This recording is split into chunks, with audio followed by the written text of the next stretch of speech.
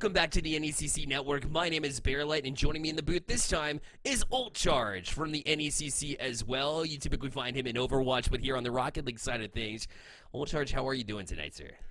Doing good, ready to watch what should be a very good emergence game. What I noticed about these teams, we've got Cumberland Phoenix, the number 2 team, going up against the Bethel Pilots, the number 4 team. But Bethel, they have fought their way through this bracket. They last 3-1 the number 1 seed RMC. So Barely, it looks like we got a good one on our hands. How are you feeling after the last one you just watched? Oh man, it was a doozy. Lots of defensive prowess here on the pitch, and it's been that same way throughout the entirety of the broadcast, even with me not in the booth. So I seriously doubt it ends here because obviously, like you mentioned, Bethel University on a mission here as they'll be going up against Cumberland Phoenix, who is the number 2 seed coming in. So let's go ahead and take a look at the rosters here, and game number 1 will be up shortly. But Cumberland Phoenix coming in. Just kidding, we don't have the roster graphics here, but again, this team has been super stout. Number 4 coming in. The last time these two teams matched up, Old Charge, it was a 3-0 victory for Bethel University. So this team comes in confident, or Cumberland Phoenix rather, over Bethel. So Cumberland comes in very confident, but after a number 1 victory for Bethel University, it might be a little bit of a different story.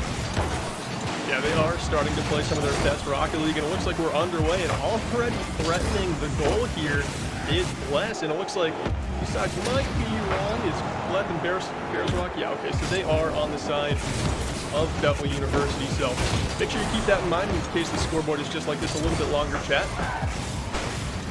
You're right, this ball will be floated up, and now looking to transition here, but Anonymous able to jump on this one. This, see the update now. It's Cumberland trying to go and establish some opposite presence, but it's right back into the opposite zone from Bethel. Run up by Dominator, but it's maybe played across again as Bethel looks to amp up their offensive presence. They continue to really put pressure on, even when they're in the opposite zone and taking a shot. Somebody's out to try to get a bump, try to get a demo, and it's been a bit of a back and forth tilt here so far in this one.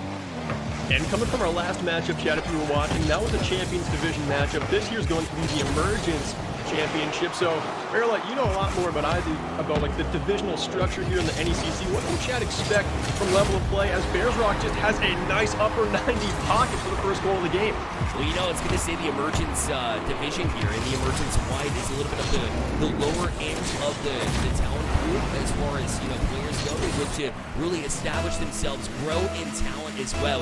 But that shot kind of proved me wrong here. Right? That was a great shot to the far side, so although it won't be as high energy and quick play as we saw in the last one, when it's a grand finals here, Old Charge, you can expect these two teams to come out popping. And sure enough, that's what we've seen so far as Bethel gets the first goal, almost answered by Cumberland as they go right back down the field. But Bethel, a chance again, but some great defense on the other end by Donovan. And as Bears Rock brings this one out of his own end, or at least tries to get it along the right side, I think what we can expect is a little more mistakes, but Barely, what that can really mean is some flashier plays to capitalize on those mishaps we see on defense time to time here right now. Bethel taking this one out of the end, but a midfield challenge by Dominator keeps this one along with 50-50. And I'm just trying to get it back down in their own end. Dominator tries for a center, but it doesn't look like anyone's there. He just got cut off in the process as well, as you know, they waited a little bit too long, and that'll happen. They'll jump up and really disrupt the play in the middle of the field here, as Bless will leave it back. Dominator able to hop on this one. He goes to the ceiling for this next opportunity. Goes across. It's a touch off the back wall, but really no support there from Cumberland, as they'll have to kind of reestablish what they wanted to do with that position. But by the time they do, it's Bethel, and they're right back out of the zone. This shot, a little bit wide. The follow-up opportunity is there too. They go wide with that one too, but another support in a riptide. It'll be the equalizer here at 1 is Cumberland able to get one. And that was the change Cumberland needed to make here. It seemed like their secondary efforts were kind of lagging behind in their first couple tries in this game, but there they had 2-3 shots right back to back, and Bethel just not able to come away with the save, and this one's all evened up. Yeah, when you put on that many shots, eventually, you know, you play the bend but don't break method until you do. And there it goes again. Bethel with a quick answer. So back and forth as these two teams show why they made it to the finals as they answer, and they answer quickly as Bears puts in his second of game number 1. And that one, the Cumberland defense just not quite set up. No trier there on the save. It Looks like they tried to amp up their aggression to find that last goal and didn't dial it back to get the defense in tune to where it needed to be. Now we've just got 2 minutes, 10 seconds left here, and Bethel are tasked with hanging on to a 1-goal lead. They'd love to make it bigger to buy some insurance, but in a championship game, we could see this one be very back and forth because these two teams are so tightly matched here. They certainly are. There's a reason why they're number 2 and number 4 respectively, right? These two teams have been playing each other. Now Riptide able to answer it, so right on cue, back to a 2-2 scoreline. That's what you'll see here. These two teams really digging deep here, because in the Emergence Division, you also have teams that can be a little bit more widespread in the rank-wise and therefore talent-wise, but you'll see your share of players step up one at a time, and for this one, it has been back and forth as Bethel will try and get back to the lead that they built early. Answered by Cumberland as Dominator on the defensive side of the ball. Will beat to it by Bears Rock. He tries to get across, but off the corner and played by the defense as Anonymous will leave it there. As maybe you're able to get to it. Bless follows it up off the corner. A chance as he'll kind of scoop it out the center, but so will Anonymous. They'll play it right back down the field. And looks like it'll be a bouncer. Dominator on it. The shot will go just a little bit wide. Who's there to follow up? It's Riptide, but another great defense there from Bethel. And again, we sit at a stalemate 2-2 with a minute 12 remaining. Yeah, I love how the shots are coming a lot quicker here for Cumberland. They definitely made that adjustment early. They're starting to play with a lot more confidence here with just a minute left in our first game. A chance, though, for Bears Rock, and it is Bears Rock and Riptide just trading punches here. Bears Rock leads the lobby with all 3 goals for the Pilots. And now, if I had to guess here, Bearlight, it's Riptide's turn to answer. Yeah, no kidding. It's got to be quick, though. A minute 1, which every single time there's been an answer, for the most part, it's been within about 20 seconds. So I think all eyes on this man. Take him off the field if you can. Sure enough, he touches this one back towards the zone. But Bears Rock already with the hat trick in this one, too, as he has all 3 from Bethel. So, yeah, the battle between these two players amps up. Here's Riptide right on cue. A chance to get a shot off is answered, though, from the defensive Bethel. Anonymous, rather, and try to play across. Bears Rock not having it as he gets a touch out. And finally now Bethel with numbers if they can hurry. Bless try to sidestep Dominator and will ultimately get past him and pop into center as Nabir's there but not able to get the touch. Anonymous will clear, and they'll have to use this last 20 seconds to establish some offensive pressure to try to get this last opportunity. Bears Rock right now has a difficult clear in front of him. There's 2 Cumberland Phoenix attackers, and it looks like that one goes to the other side. Riptide with a chance there, but it's saved by Napier Legacy, and Napier Legacy picks up the aggression there with a demolition, as does Bless. So right now it looks like Bethel just trying to take as many Phoenix off the pitch as they can, and they do secure the Game 1 win. They sure do, and able to hold strong there because Riptide was on his way to another one there. He had possession and a carry back towards the offensive side of his field, and pitch is, a great opportunity there to try and pull it and even it, but Bethel just...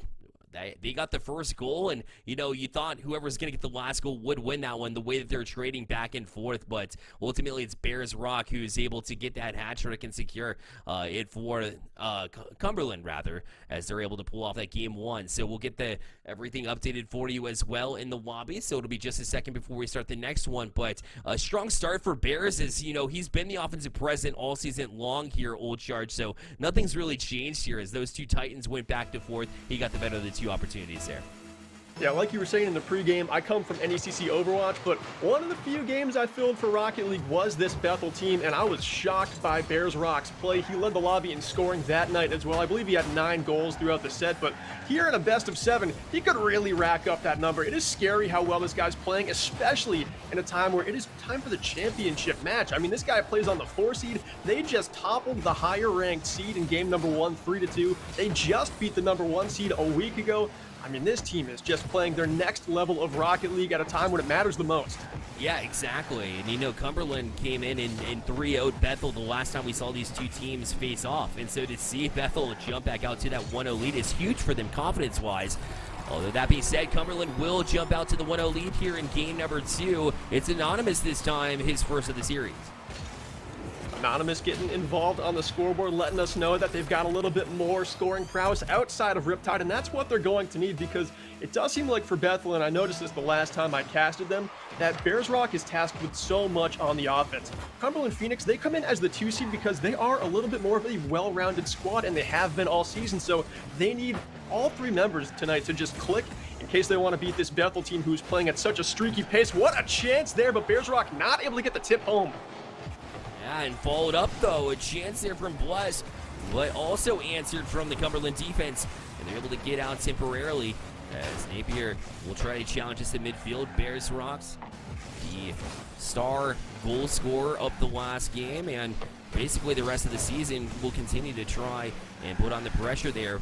Another shot from Bethel. He'll hang here in the corner, but not able to connect on this one, so Anonymous able to get it across for the time being. Dominator to follow up that chance too. Bless will shield it in the corner.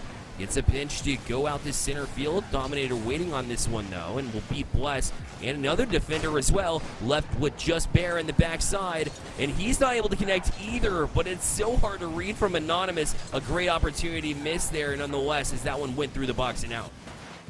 And that is, of course, one you would love to have scored there, but like you were saying, such a tough read. Anonymous goes for a secondary try here, but that one goes just right of the net.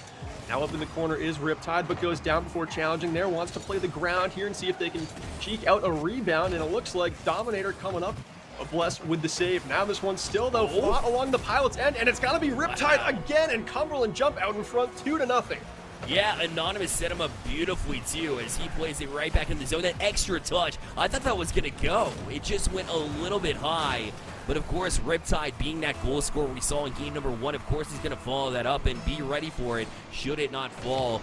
And he jumps in at the right time, right through the slot in order to get that one to go. 2-0 now Cumberland, as they were bested by the number 4 squad in game number 1, like you said, in Bethel. But since then, they've looked really good. Bethel looking to answer like they did so many times in game number 1. It's Napier off the back wall, a follow-up as well, but Riptide with a great defensive save, and that'll be Cumberland right back into the zone. And this one's so important for Cumberland, too. They were used to 3-0ing this team in Bethel in the regular season, so a little bit stunned they might be after game number 1 where they were beaten 3-2. But here, Bears Rock with an air dribble try, but it doesn't go. But the second chance, and it will find it. Blessed there, sparks the goal, Selly. Yeah, we saw 2 setups back-to-back, this time by Bethel, so these 2 teams have been super close in this one, as Bless will be the goal scorer credited here, but again, Bears Rock with some offensive presence to begin that entire sequence. He's been great on the offensive side of the ball, and now Anonymous looking to answer this as well. The 50-50 will just allow it to hang here in the Bethel zone. They'll clear it, and Bears right back out to it. Will use the corner, tries to set up the angle there. The shot will not go, as Anonymous was able to jump on it, and Bless forced a lot of boost out of his tank. The shot's there, just wide. The ball up there from Bears, not quite there, so Riptide to play across again. Oh my, the battle continues between these 2 Titans. Cumberland Phoenix, they are running 2 attackers for a lot of these cycles, but that might end up turning out something they don't want to do. Dominator able to get that one out of the zone. There is Bethel. We're high flying for that offensive chance. Now it's going to be Bless challenging Dominator on this 50-50, and they'll take it down into the corner. Napier Lexi tries to center this one along, but doesn't quite get the touch, and Anonymous brings it out. That one, though, up top, threatens the crossbar, but doesn't quite find the mark. Ooh, a crafty touch from Napier out of the zone, though, to set up Bears Rock, as now Bethel on the counterattack, but Anonymous going to settle it down here for Cumberland as they jumped out to this lead here, and they're just, feels like they're just trying to hold on to it, right? As Bethel has just turned the tides and has really put on some offensive presence, but they'll have to be forced to do it again from their own end with 53 seconds remaining. And a chance to sidestep here. That's a roller, but a dangerous one, as that one will ramp up on the right side of the post. And Napier will try to get it back out, but he is bullied in the process. And Cumberland with more offensive pressure here and just will kill more time off the clock. A shot a little bit high. The follow from Riptide perhaps not there. A great chance from Cumberland, but just couldn't quite connect. Anonymous will go back up, but not quite able to connect with that one either. And we're down to 30 seconds now. And they have had so many chances. I think that's 3 or 4 now that have just been near misses. And it's Dominator here trying to slam one home, but can't quite find it as Bears Rock comes up with the save. But this Cumberland Phoenix team has had the offense in this game to really light up the scoreboard. This could be a 5-1 game, but just those close misses haven't quite found the back of the net, and this one is still close with just 5 seconds left. Bethel, they've got to keep this one in the air and try to make a clutch play, but instead this one rolls in so slow at the buzzer, and that'll be the icing on the cake for Cumberland to take game number 2. It sure will. It looked like they wasn't sure if that one would count or not on the scoreboard. No, it won't, but either way, a great job to hold off for Cumberland throughout the entirety of the last 3 minutes there, as they were able to just kind of kill some time. They got on their heels a lot, and Bethel had some opportunities there, Old Charge, but ultimately it was Cumberland able to hold off and really, play the style they wanted to play, which was get to a lead early and limit the answers, right, from Bethel, because, evening this series at 1 was also important, and that was one of the ways they were able to do it, on top of the fact that they had speed. Their shots are on point as well, so we have ourselves another close series here, Old Charge, and I'm here for it. Game number 3 about to fire off. Yeah, and like you were saying, they were coming at him with speed in that last game, and that is important because Bethel seems to rely on Bears Rock igniting a lot of their offense, and they're running 2 defenders on a lot of their rotations. Cumberland Phoenix, just like that, they're coming up with follow-ups left and right as Dominator puts that one home, finishing the chance there, set out in front. And again, like you were saying just in our last intermission, that early lead is so important, and Cumberland take it here. Sure enough, it's the youngster of Dominator. He's paired with, hear me out here, he's paired with Comet the senior and Riptide the graduate student. So he's with the older crowd here, and so it's good to see the youngster put in some work here and get that first goal here for Cumberland. Another chance. Riptide couldn't quite find the angle there, but another great opportunity from Cumberland Phoenix going to come up that short. And now the transitional play, it was available there from Napier, I believe, of Bethel. We'll have to play to the corner and play defensively as the answer right back. These two teams like to stretch the pitch. They like to go coast to coast, and you can tell that's one of the reasons why offense is amped up in this series. Yeah, they like the long ball. They like to leave an attacker lingering, like we can see on both wings here as Bears Rock goes up for this aerial, but it's Riptide with a stunning save there, just sprawling out for it, saving it from entering the top part of the goal. And yeah, those flankers on the outside, they go for these long stretch passes. They've got a member down there. It's not everyone just hanging back. They explode in their offense. And that's what I love to see in a championship game, is teams starting to take chances.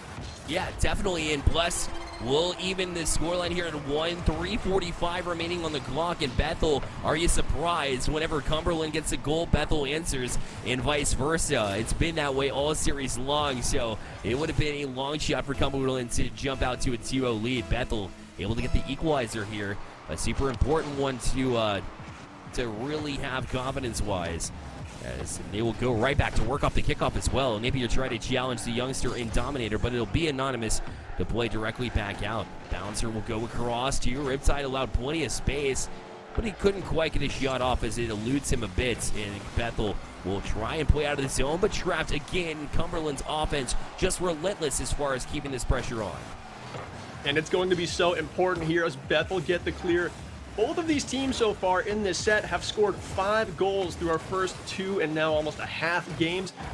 Game number 1, game number 2, they were both a 1-goal differential. Bethel trying to jump out in front here, but that one just barely misses the right side bottom 90. And it looks like Riptide struggling to bring this one out, but the defense for Cumberland is still back. But still, this ball is in a very dangerous spot for the Phoenix, and Dominator able to get it clear, but only briefly as Bears Rock brings this one back into the corner. And what I'm noticing, Bears Light, is there's a lot of time on this ball just being in the corner on both sides of this game. It's not like the offense is just meeting in the center or ripping long shots. There's a lot of setup time for these plays coming out of the corners. They sure are. They're finding their teammates really well, especially for the emergence division. You can tell that these two teams are making advancements, taking strides, right, and really representing their programs to the best of their abilities. And it's really, really great to see as you see Bears Rock, the offensive stud, also making defensive plays too, right on cue.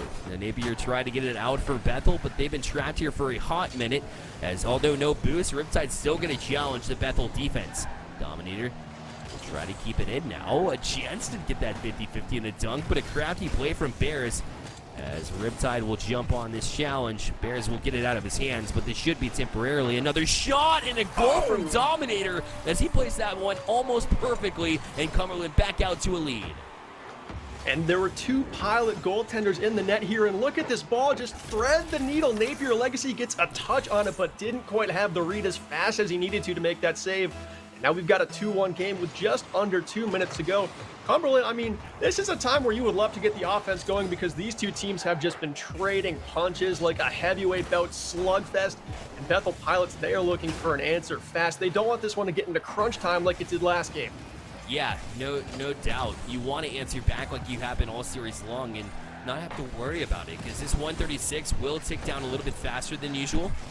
I'd like to see him kind of calm down, right? Take a break, take a quick breath rather, and get back to work. There's a good passing play, which could be indicative of the fact that they were trying to get back to it, as Bless will get kind of bullied there in the corner and couldn't do much with it as he was handcuffed from the bump of Cumberland's defense. Maybe you're trying to challenge the pace as he'll go across with this one. Anonymous read it all the way, though. Will play it back out of the zone, and Bless forced up quickly with that one. This will kind of lay itself out towards the middle of the field, but Bears Rock able to jump on this one. Riptide will play it to his own corner, but that's dangerous as they were already on this one. Bears Rock has a chance. The shot from an angle. Dominator able to make that save and keep it out for now. Dominator Miraculous gets a follow-up chance off the wall there, but not enough sauce on it to get it into the goal. Just needed a little bit more heat there to send that one home and put Cumberland up by 2 goals. Now it's going to be Bethel from the right side. Bless trying to set something up, but just kind of misreads that ball, and now it ends up in the corner. They're going to have to stop themselves and set up another play here as Bears Rock goes for an upper 90 chance. Doesn't quite find it. Napier with the follow-up. That one saved by Riptide, who has been on the defensive side of the ball in this one. He has been consistently. Oh my! Continues to show up. Another huge save there. And with 16 seconds left, Bethel will only have realistically one more chance to try to move the pitch. Bless will try to start off that sequence, but it's going to be bested by Anonymous as he's able to get to the zone quickly and try to shield it from there. But a pitch will work itself out. 2 seconds left. Need to keep it in the air. Dominator will keep it out for the time being, but it'll hit the ground. Bless couldn't quite handle it. Cumberland will be up 2-1 in the series. And it is hard to ask for anything better than this, Bearlight. All 3 of these games so far decided by just a goal. And when you're watching a championship, you're already on the edge of your seat trying to find out which way this one's going to go. And right now, it is so unpredictable, and it's so important to just keep mentioning this is a 2-seed versus a 4-seed. Bethel has just been tearing through this playoff bracket against opponents who are all seeded better than them. And what that tells me is that this divisional structure we've got going on in the NECC is really working well, because a lot of the time you might see number 1 and number 2 seeds kind of coast to the championship, but here it seems like they're always going to be challenged. Yeah, it's the perfect balance to really see these teams step up when they need to, when they're capable of doing it, and that just means that these divisions were perfectly placed because such close action, right? To get that talent, especially at the lower ends of the talent level, sometimes it can be a little bit more displaced. In this case, it's perfect, right? Just overall great balance. In this one, though, in game number 4, as you see it start up now, Bethel. Again, we've seen them answer over and over again as Cumberland and Phoenix, as they're able to score, within games. So I would like to see an answer here in this series as well, as they won game number 1, but since then Cumberland has won 2 straights, and they look to get back to an offensive presence to try and gain an early lead here in this game number 4. And that early lead's so important. The team that has scored first has won every game so far in this set. And this one could put Cumberland Phoenix on championship point. Oh, Dominator! A miracle save there on Bears Rock. Now breaking out of the zone, but Napier there beating him to the ball. And like I was saying, this one decided by that first goal every single game in this set so far. And right there, Dominator just made a miracle play to make sure that Bethel didn't jump out to that 1-0 lead. Yeah, because Bears, we've seen him very well. He's able to score, and that shot was no exception as far as his talent level shows, and they're still able to make that save. Impressive work from the defense of Cumberland, as Anonymous able to play it back in the zone. Riptide was getting boozed, so he didn't know to turn around and try and get towards that challenge. Maybe the right decision, as they wanted to rotate back and get in their rotations early. Bless will try to find Napier out in the center of the field. It was kind of loosely played, but somehow Napier still got back to it, and nobody left back here. That miss will actually serve as a fake. Anonymous forced back into it, and off the corner it goes. Riptide able to get to it. Bless not able to connect. We'll try to bump out Anonymous in the process, and we'll eventually do that, as cherry picking Bless not able to connect here, and so Now you see these two teams play all the way down the field, and although they're not connecting quite yet, it'll be dangerous if one of these teams can figure out those passing lanes. And the ball is flying in game number 4 as Bless finally punches one home, and Bethel take the 1-0 lead here. We have not seen close, soft touches here. It has just been sending this ball end to end, trying to create these breakaway chances, and there Bless kind of capitalizes on the high-flying offense and gets that aerial goal up close. Sure did, yeah. Jumped up for that 50-50 challenge to get the dunk, that's what you call it in the Rocket League realm, and yeah, that was probably the slowest we've seen the ball travel in the last 30 seconds, and it was on the goal because he was able to just get that dunk and allow it to kind of float its way back into the net. So Bethel right back on top, which is where you want to be right now, especially when this could go to match point with the Cumberland win. You want to build a little bit of confidence and perhaps walk away with game number 4 if you can continue to work the offense they have so far. Bears Rock will now look to settle, but Anonymous able to jump on that challenge before they can do much. Although a floater will work its way back towards the zone. A bit of a mistake there from Dominator, but no harm done for Cumberland. They'll try to kind of calm down here in the corner. But Bears, another touch. The shot's there. Wow, what a shot there from Bears as he's able to find that angle. It'll be 2-0 for Bethel in game number 4. What a touch up top by Bears Rock. Gets way over Dominator. Riptide too far close to the ground. Does not have a chance to stop that one. And this might be one of the first times and one of the only times we're going to see a 2-goal lead in this set. That's a huge opening for the Pilots. It usually doesn't seem like much with this much left in a Rocket League game, but with how close this championship has been, I mean, this is, may I say, insurmountable, but let's be honest. 2 minutes left. Cumberland has had the offense flying so far in this game. They could respond early. They could respond just seconds after they get that opening goal of theirs, but still having a little bit of trouble cracking the Pilot armor here. Sure enough. Oh, the third man committing in. Napier, a risky move, but the right one, as there was an opportunity to try to play that to the far side and get a shot off. Just denied on that by Cumberland. A chance there for Bless as well will be answered. And back down the field they go for Cumberland.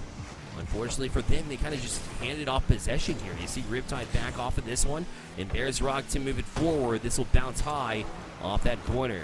But Riptide already up for it. Napier forced around to it. Called on to the ball by the Bethel defense.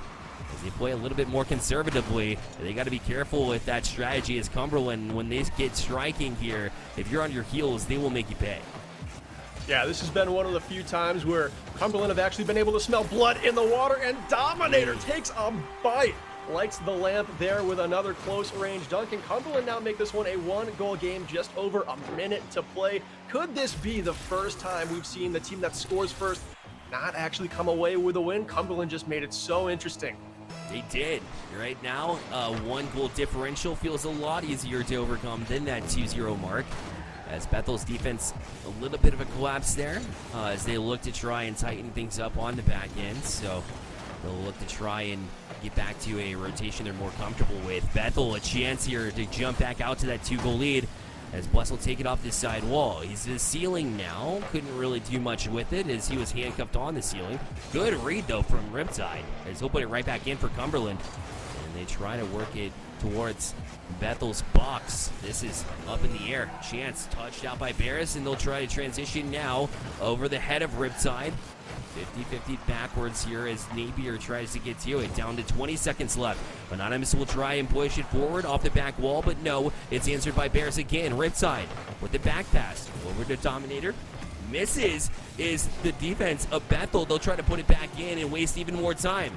Down to 8 seconds left. Bears Rock plays it across. They'll have to go to the length of the pitch. It's Riptide. He floats it deep. Napier will keep it up in the air here. He can't get back to it. A chance for Cumberland. No, it'll be Bethel that kills it down to the ground, and they'll even the series here at 2. A great answer yet again, this time by Bethel, as they're able to win that game number 4 and just spread out the offensive prowess as everybody got involved on the offensive side of the ball this time, Old Charge.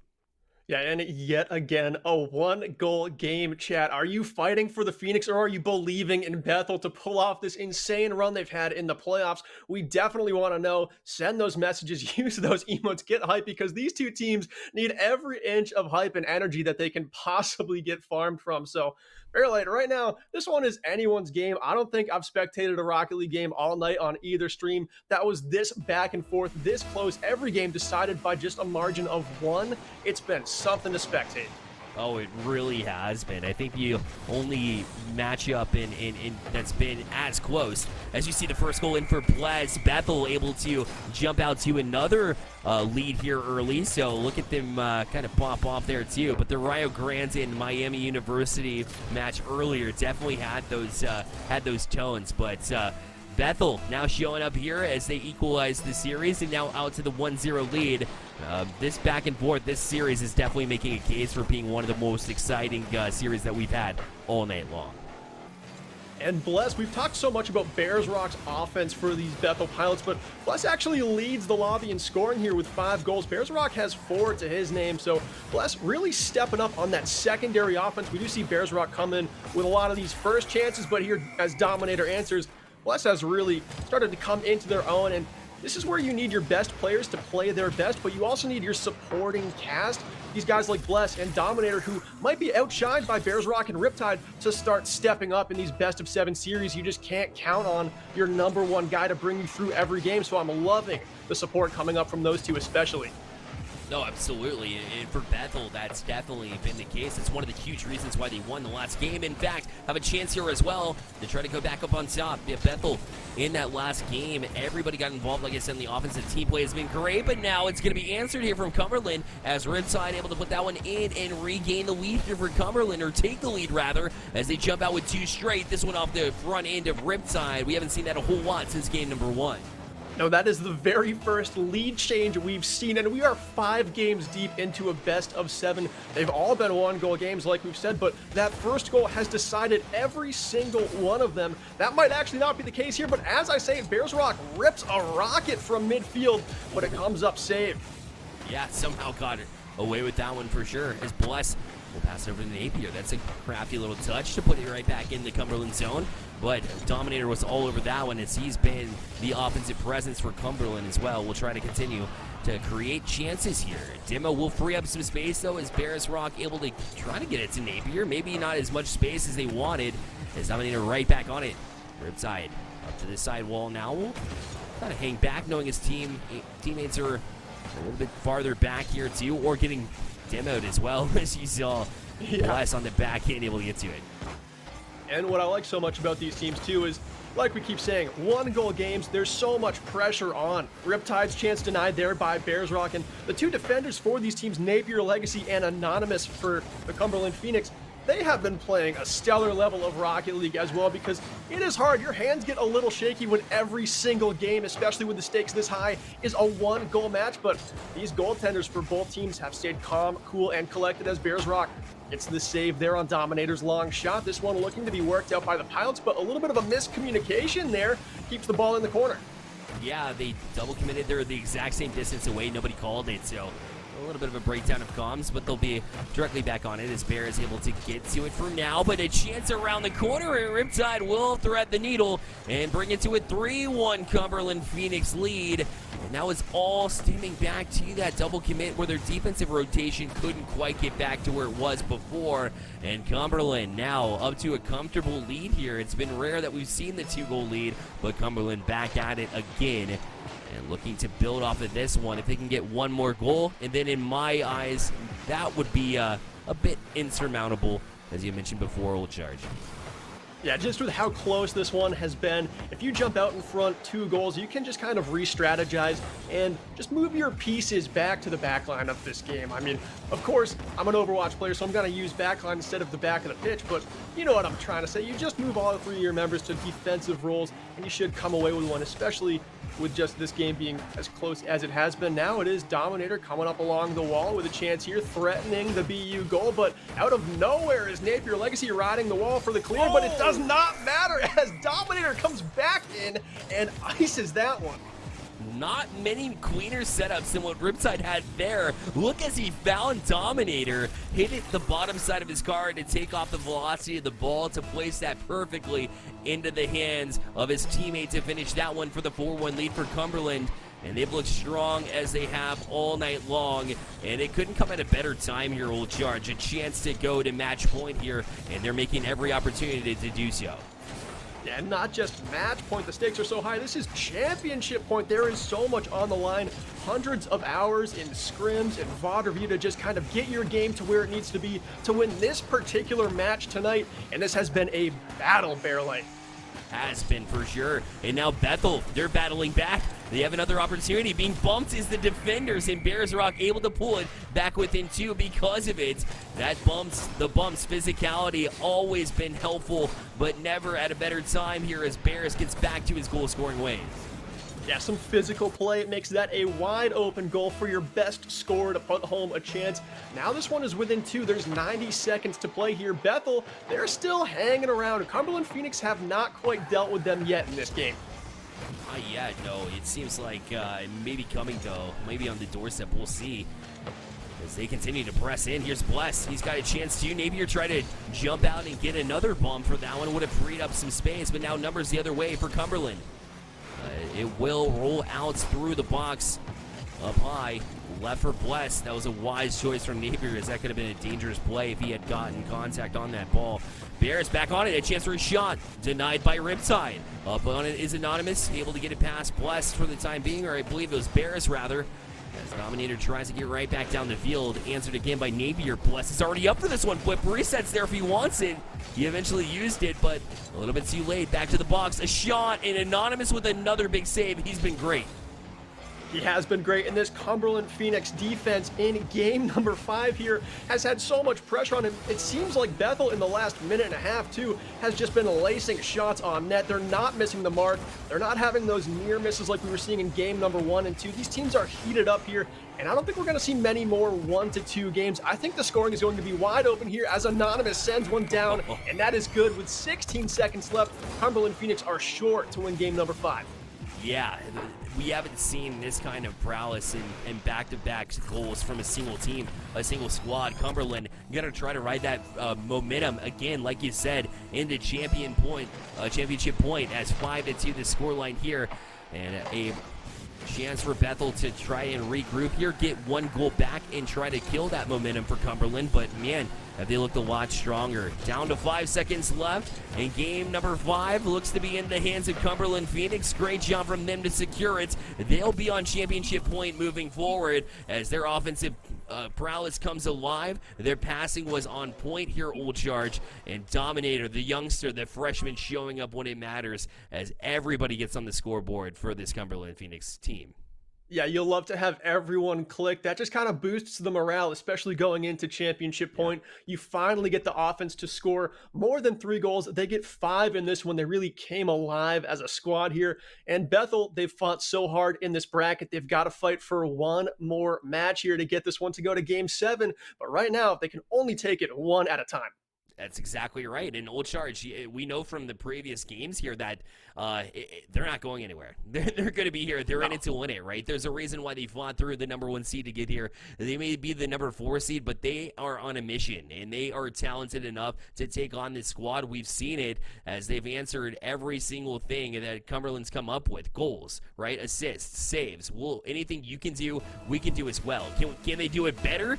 That's going to require 2 games in a row that they'll have to win. Game number 6 rather, underway now as Dominator will try to start the thing, everything off for Riptide, able to put this one in for Cumberland Phoenix. They'll have the 1-0 lead. And how many times can we say how much importance is on this first goal of the game? It is just so much, especially because Cumberland's offense was really starting to shine in that last game. Bethel is the ones who really have to get the touches going their way. They've got to find some lucky bounces and not miss a try. Misses on the net here are going to be unacceptable for this Pilots team. Right there, you just had yourself with 1 goal. You've got to score in this one. Dominator again with a near chance, but now 2 members of the Phoenix are there. But Napier Legacy, the stud on defense, makes another stellar play with that save. Oh, incredible way to stay in the play there, as it seemed like it all was lost there. 2 high-velocity shots, and he stayed in there when one went off the post, and the other one was right on target. But he found a way to get across and get to it. This one's kind of loosely out in front. Great opportunity for Bethel. They just couldn't quite get to it. The shot's there again. Dominator makes a great save. Napier back to it. The shot is in, and Bethel will even this game at 1 off the hands of Napier, who again made that save earlier in this one. Old Charge, he has been on top of things here in this game number 6. Yeah, and on top of things, on the defensive side of the ball all night, that's Napier's first goal of this entire set deep into this game. Bethel relies on him to just be on the back side of the pitch, hanging in there for desperation saves, but now it is time to be aggressive. You need all the goals you can get here in this best of 7 where your back is up against the wall. Your season could end if Cumberland get this win. Oh, a shot is a little bit wide too for Cumberland, as that's what they're after here. If you're just joining us, they are up 3-2 in this series and looking to close out. Meanwhile, Bethel has just been going toe-to-toe with this number 2 seed. Napier for Bethel Pilots trying to play it towards the corner, beat the defense. This one will angle itself up. Anonymous does get a touch. Well, that's kind of a miss right here. We'll have to leave it for Bears as they look to push into the corner now. We're inside on this one too, but it'll be Napier with another touch. We'll try to get that pass across, although he does. It was met right there in the slot by Dominator, and he'll play it and bounce it right back out. But Bethel doing a good job to hang here in this offensive zone. Finally a clear from Cumberland. And a lot of 50-50 chances so far in this game. It's been a midfield battle. We were starting to see a few more soft touches, not quite the long ball like we were seeing in Game 5 when Cumberland's offense was clicking, but here they fire one off the back wall for a centering chance, but it is going to be boarded away by the Bethel Pilots, and now they're trying to break out of their own end, but Dominator now still down, and I like how Cumberland continues to leave an attacker deep in the zone just to try and redirect some chances that come their way. Every single time they've had it, the double touch there from Dominator. The youngster strikes again, and Cumberland up 2-1 in this one. Off an incredible read, what an adjustment, and the double touch will find net. Dominator, it is time to start saying your name more. Riptide, of course, brought this team through those early games that they won in this set, but Dominator's play has just sharpened so much going into these later games. Right now has both of the goals for the Cumberland Phoenix in this game number 6, and Bethel, again, that early goal matters as long as Cumberland keep on trading them. That's how they get the win here. Bethel needs to find 2 in a row to get this win, and we've only seen that happen 1 time in this entire set. Yeah, it might happen. If they keep putting the pressure on, we'll have to see here. With 2:20 remaining on the clock, Bethel will have to do just that. And it's going to be a tall order the way that goals have been kind of sequenced here in the series, especially when Dominator's on the field. You're always going to have a tough time trying to work it around him, as he's been absolutely phenomenal in the mechanics. Bless with the delayed jump here. Anonymous able to keep it out for Cumberland yet again, but Bethel's still knocking on the doorstep. Napier will leave it for Bless. He had a chance for a shot here, not quite the velocity he wants on it, so it'll be left for Bears, and he'll jump on it next. Off that back wall, but Dominator again able to answer here. And we'll look to transition, but Riptide cut that one off. That's a shot on. They'll have to be careful. Good save. The follow-up is there. A shot. Dominator again. He's able to get back to it. Another incredible save. Dominator, you've been a hero for the Cumberland Phoenix right now, just rising from the ashes to get both of those saves in desperation, but Bethel right now are still threatening. But who else but Dominator to finally punch that clear along the way and get Cumberland some space. And finally some breathing room, as those opportunities were huge, but an even bigger answer by the man himself, and maybe another one, a goal from Dominator, as he has been the MVP of this one so far, and it will put Cumberland up 3-1. Gotta be feeling so good right now is Dominator, just a minute 10 away from clutching out this championship after a team that has been so good, stunning everyone in playoffs. The Bethel Pilots right now, they've got to come up with an answer so fast. Dominator now streaks down the middle of the field, but Napier there to respond. And he'll try to push it past, but he's denied, as Riptide will go back to work, get a touch. There's Rock. Back down the field, Napier looking to turn. Dominator again, just in their faces. You want to go anywhere, Bethel, you're going to have to deal with me. Go through me first.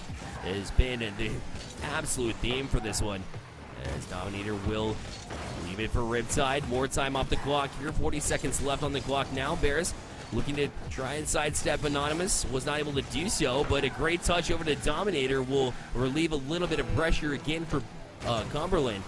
But Bethel will go directly back to it. Napier bumped off it. Dominator will leave it for Anonymous. They'll play it right back down the field. Time running thin here for Bethel Pilots. It's down to 20 seconds left. Cumberland will kill a little bit more time. Bless looking to transition for this one. We'll try the read here at midfield. Napier keeps it live. It's up. A pass across. A chance. A bouncer saved again. This time anonymous. And that'll do it. Cumberland Phoenix able to win the championship here in the Emergence White Division as they will take down Bethel Pilots by the count of 4-2.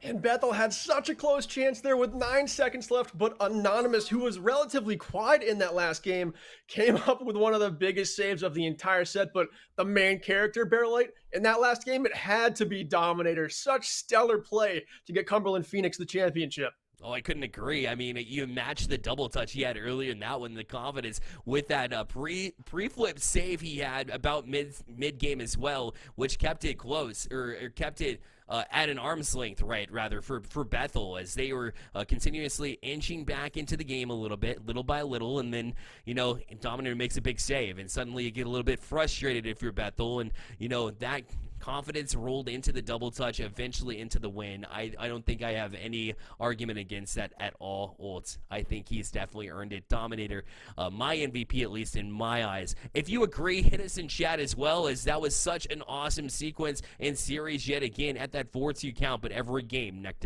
at neck.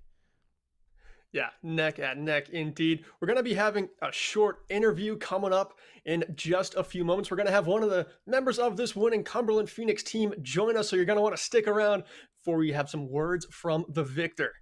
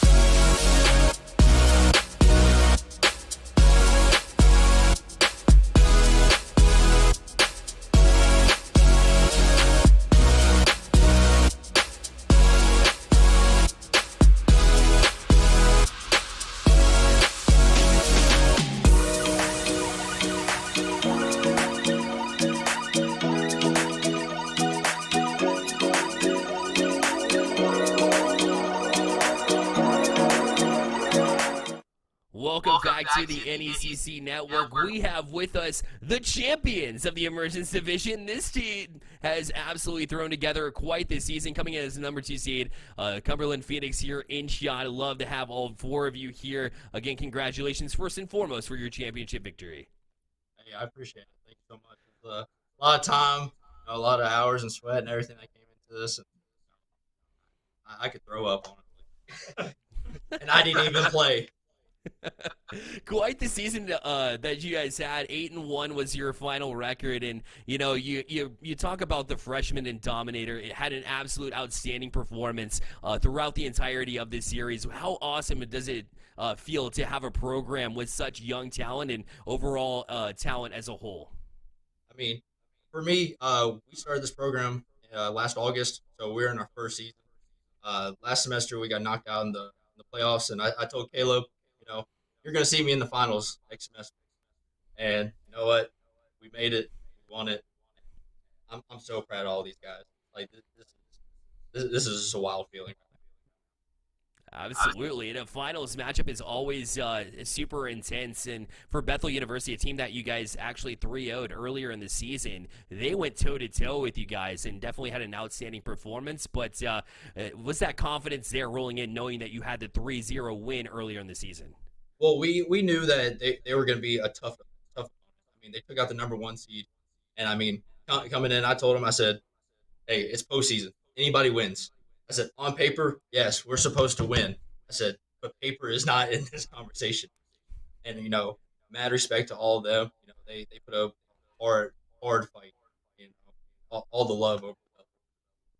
Absolutely, Old Charge. I'll toss it over to you. Yeah, it was really something to see you beat Bethel because they were that team that fought through the playoffs like no other team really did, topping the number 1 seed. So even though you had that 3-0, that confidence you got from the regular season, probably not there because you knew they were a team that transformed. I mean, for a 4 seed coming up like that, I just wanted to ask you, Coach Claypool, what do you think about like the divisional structure here in the NECC? Does it give all these teams that get to the playoffs a chance, like you were saying, as people might be used to esports seeing those top couple of teams rise to the top easily. What do you think is the case? I mean, most definitely. I mean, every week, who knows how the games are going to go? This is what I tell the guys every week. I mean, you go in, you just play your game. I mean, we're dropping games to people that we don't think we expect to drop games to. We 3-0'd Bethel in the regular season. Go to game 6 with them. Like, it's a great structure, and there's competition everywhere and every game. Yeah, exactly. Like the competition, this one was decided by 1 goal the first 4 games of the set. It was just so neck and neck. We were on the edge of our seat casting. I wanted to ask actually Dominator a question here. So you had an awesome game. That must feel good, but now you got a balance going into finals. There's a lot on your plate. You had playoffs here. What's your balance in life looking like at this point in the school year? Tell Chad about what that might be like because they're probably not familiar. I really don't know. I just play video games. Okay. I have school. I have my finals this week. I try and put in as much hours as possible to just get better and better. Yeah, I mean, it's about putting in the hours, and you guys put in a lot over the fall and over the spring, I'm sure, but it finally paid off for you here. So congratulations from me to the squad over there at Cumberland Phoenix. And Barely, I'll toss it back to you for anything else you might want to say to the squad. Absolutely. I see the awesome esports arena behind you. I know that's relatively new as well. Really cool. Let's take a peek at that. Yeah. Show it off. Awesome stuff you guys have going on. First of all, awesome renovations. What went into something like this, building a program not only, online, but also in person, and what it does for the squad? I mean, it's just amazing. I mean, going in, building this program, our expectations, we're, mid-tier, just doing this is just amazing. First year, I mean, we've been in many championship games, and, luckily we were able to take this one home, and, it's deserved, in my opinion. Well, thank you guys, and congratulations on your tournament win. That was huge, winning the NECC. Thank you guys so much for joining us in the interview as well. all the casting and everything. So hopefully hyped us up a little bit. Oh, absolutely. Got you guys. It'll be fun. Make sure you clip it and put it on Twitter for us, all right? Oh, It's most called of TikTok. Sounds good. Thank you guys for joining us. Ult Charge, what an amazing series we had again here on the NECC network, and we're just beginning again. We have more series coming at you. This isn't the end. Stay right here on the NECC2 network as we fire up the next one.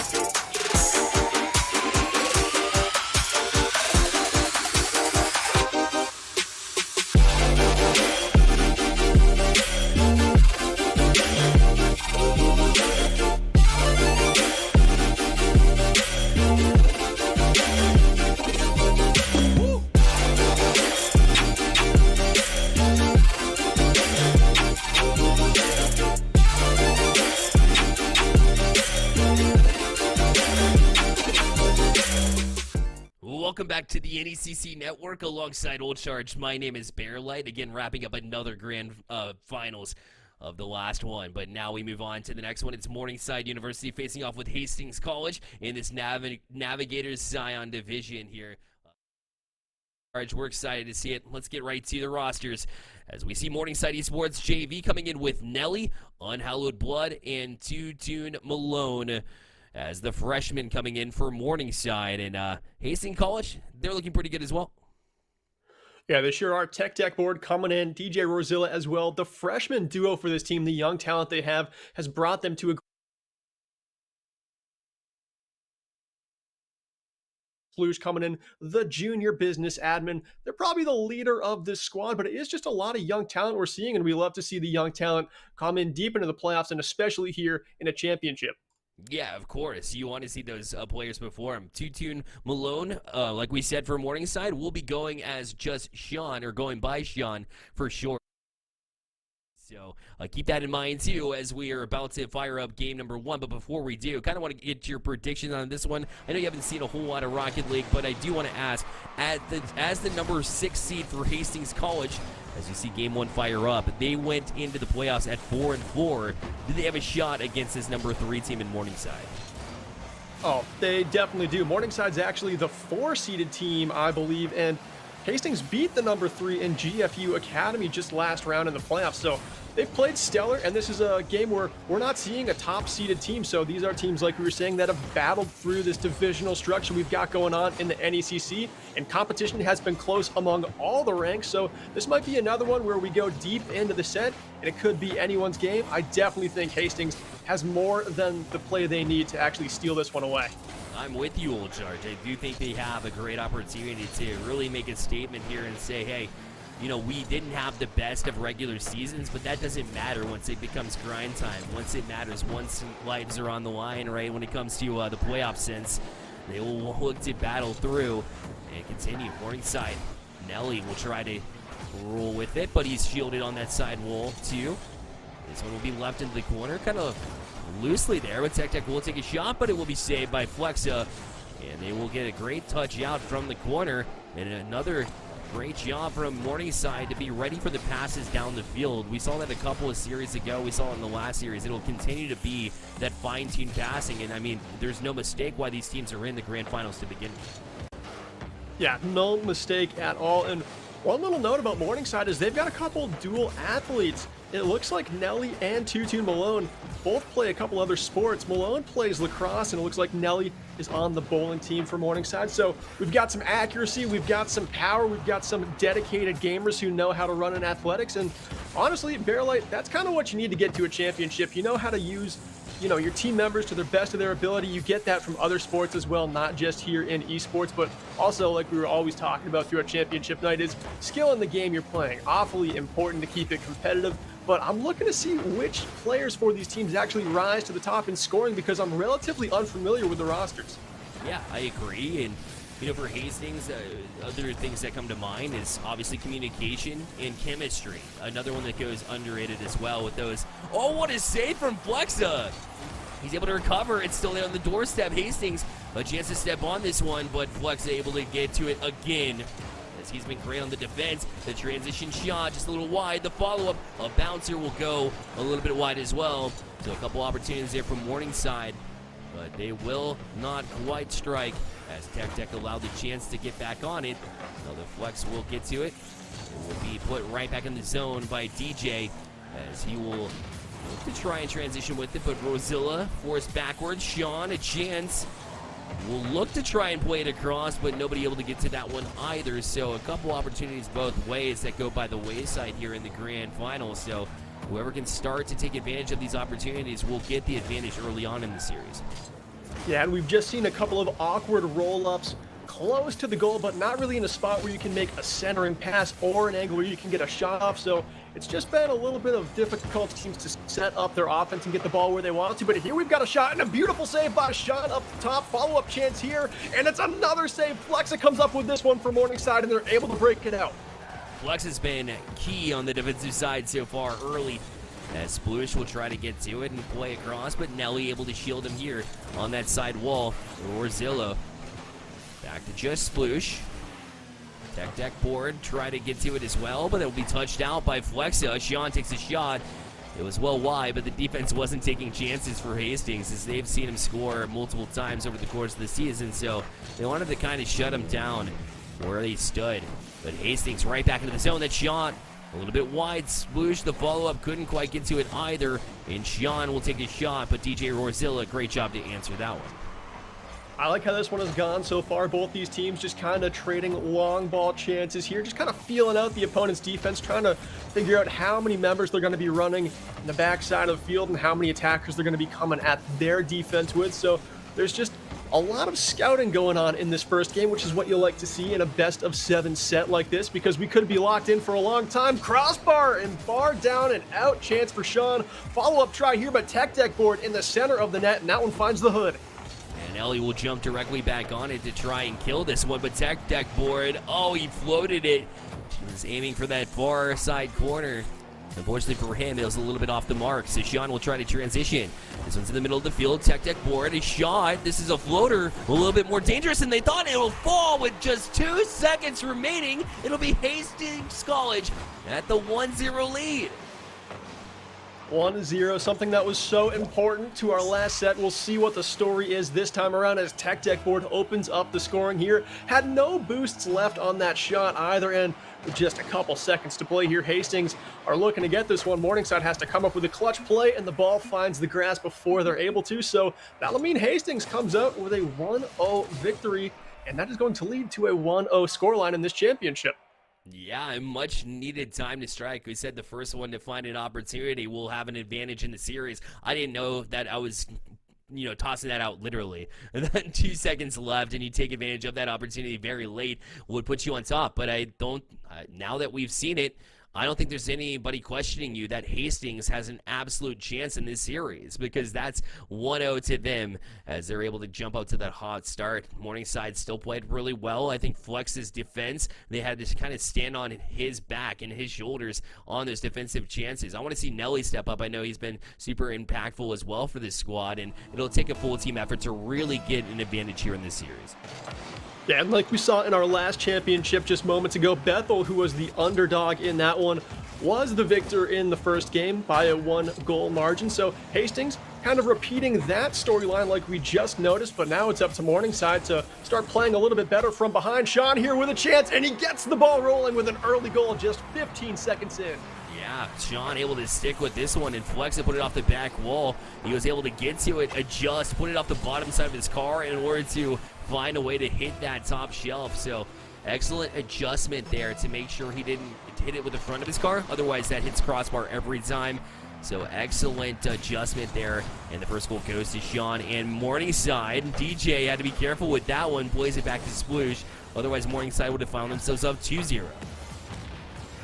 Yeah, and 2-0, not a spot where you want to be, especially as Hastings just came away with an early game. You got to keep that mental strong here going into game number 2. Don't want to fall down behind too early, too far. Tech deck board here with a chance on the right side, high wall, but that one will be saved by Nelly and a strong clear here. Sean now beats to the ball, wins the 50-50, gets it off the backboard, and now it's going to be Flexa with a chance, but that one blocked aside by just Sploosh. Morningside trying to keep this attack going here as Hastings having a bit of trouble getting their hood on this ball. That one's centered out, but Tech deck board wins the race. And now there is a high fly chance here. Flexa comes off the net a little too far, but it will be Nelly bringing it out for now. And Sploosh will turn on this one for Hastings College as they look to press in as well. As that one falls down towards the box and kind of lingered there for a second. Longer than was comfortable for Morningside eventually to get to it anyways. And Flexa will play it back out. This will hit the corner. Almost right there on the offensive side by Sean, but now he's kind of stuck in the offensive zone. A great job to recover and get a touch away to disrupt the offense of Hastings College before they could get to it. Left with no boost is DJ Rorzilla, as he'll have to kind of figure out what to do with this one. A quick, cute little flick will work to get it over the Morningside defense, at least for a moment. But Tech Deck with a shot that'll find its way through. Great placement on that one as that one goes upper 90s and will equalize this game number 2. Tech Deck scored the winning goal in game number 1, the only goal in here with a piercing shot, top right, to even this one up at 1 goal apiece. Still plenty of time, though, left in game number 2 of our best-of-7 championship. Morningside, they've got to start getting the press going, be a little bit more aggressive, because both teams in this game so far, Bearlight, are making some mistakes that leaves the ball out front a little too long, but the aggression just hasn't quite been there, or at least been as precise as it needs to follow up so far. Yeah, I couldn't agree more. A little bit of cleaning up of plays on either side will definitely help and relax the team a little bit in this what could be a quite intense feeling when you hit the grand finals here. So the team that plays more relaxed and more, ready to play to a teammate, right, and find the plays that you found every single game throughout the season. You just got to get back to that comfort zone, and for these two teams, trying to find that has been relatively difficult. Flexa will turn on this one. We'll try to play it to a teammate, but Tech board already up for this one. Sean forced up as well. Great presence at the midfield to put it right back to where Hastings will have to adjust and work from their own zone. That's a demo that favors Tech. Up for it is Sploosh. He'll leave it for a teammate, and now Tech, the only one back. A chance, a flick from Sean, but Tech plays that perfectly on the recovery save.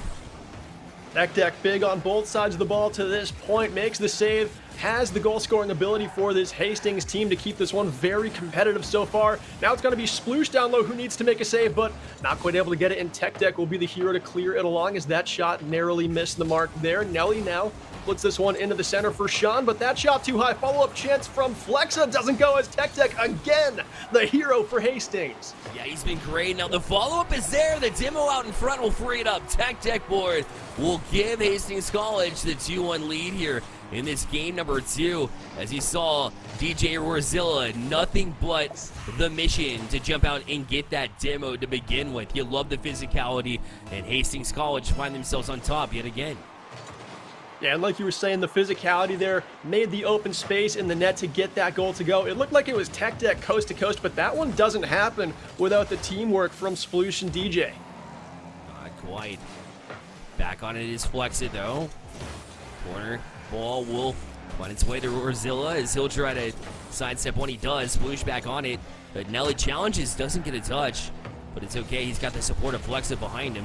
The touch from Nelly will drop it back to Sean. Maybe not the right move as he was the last one back. Everybody else recovering or trying to, respawn in time in order to get over and make a save.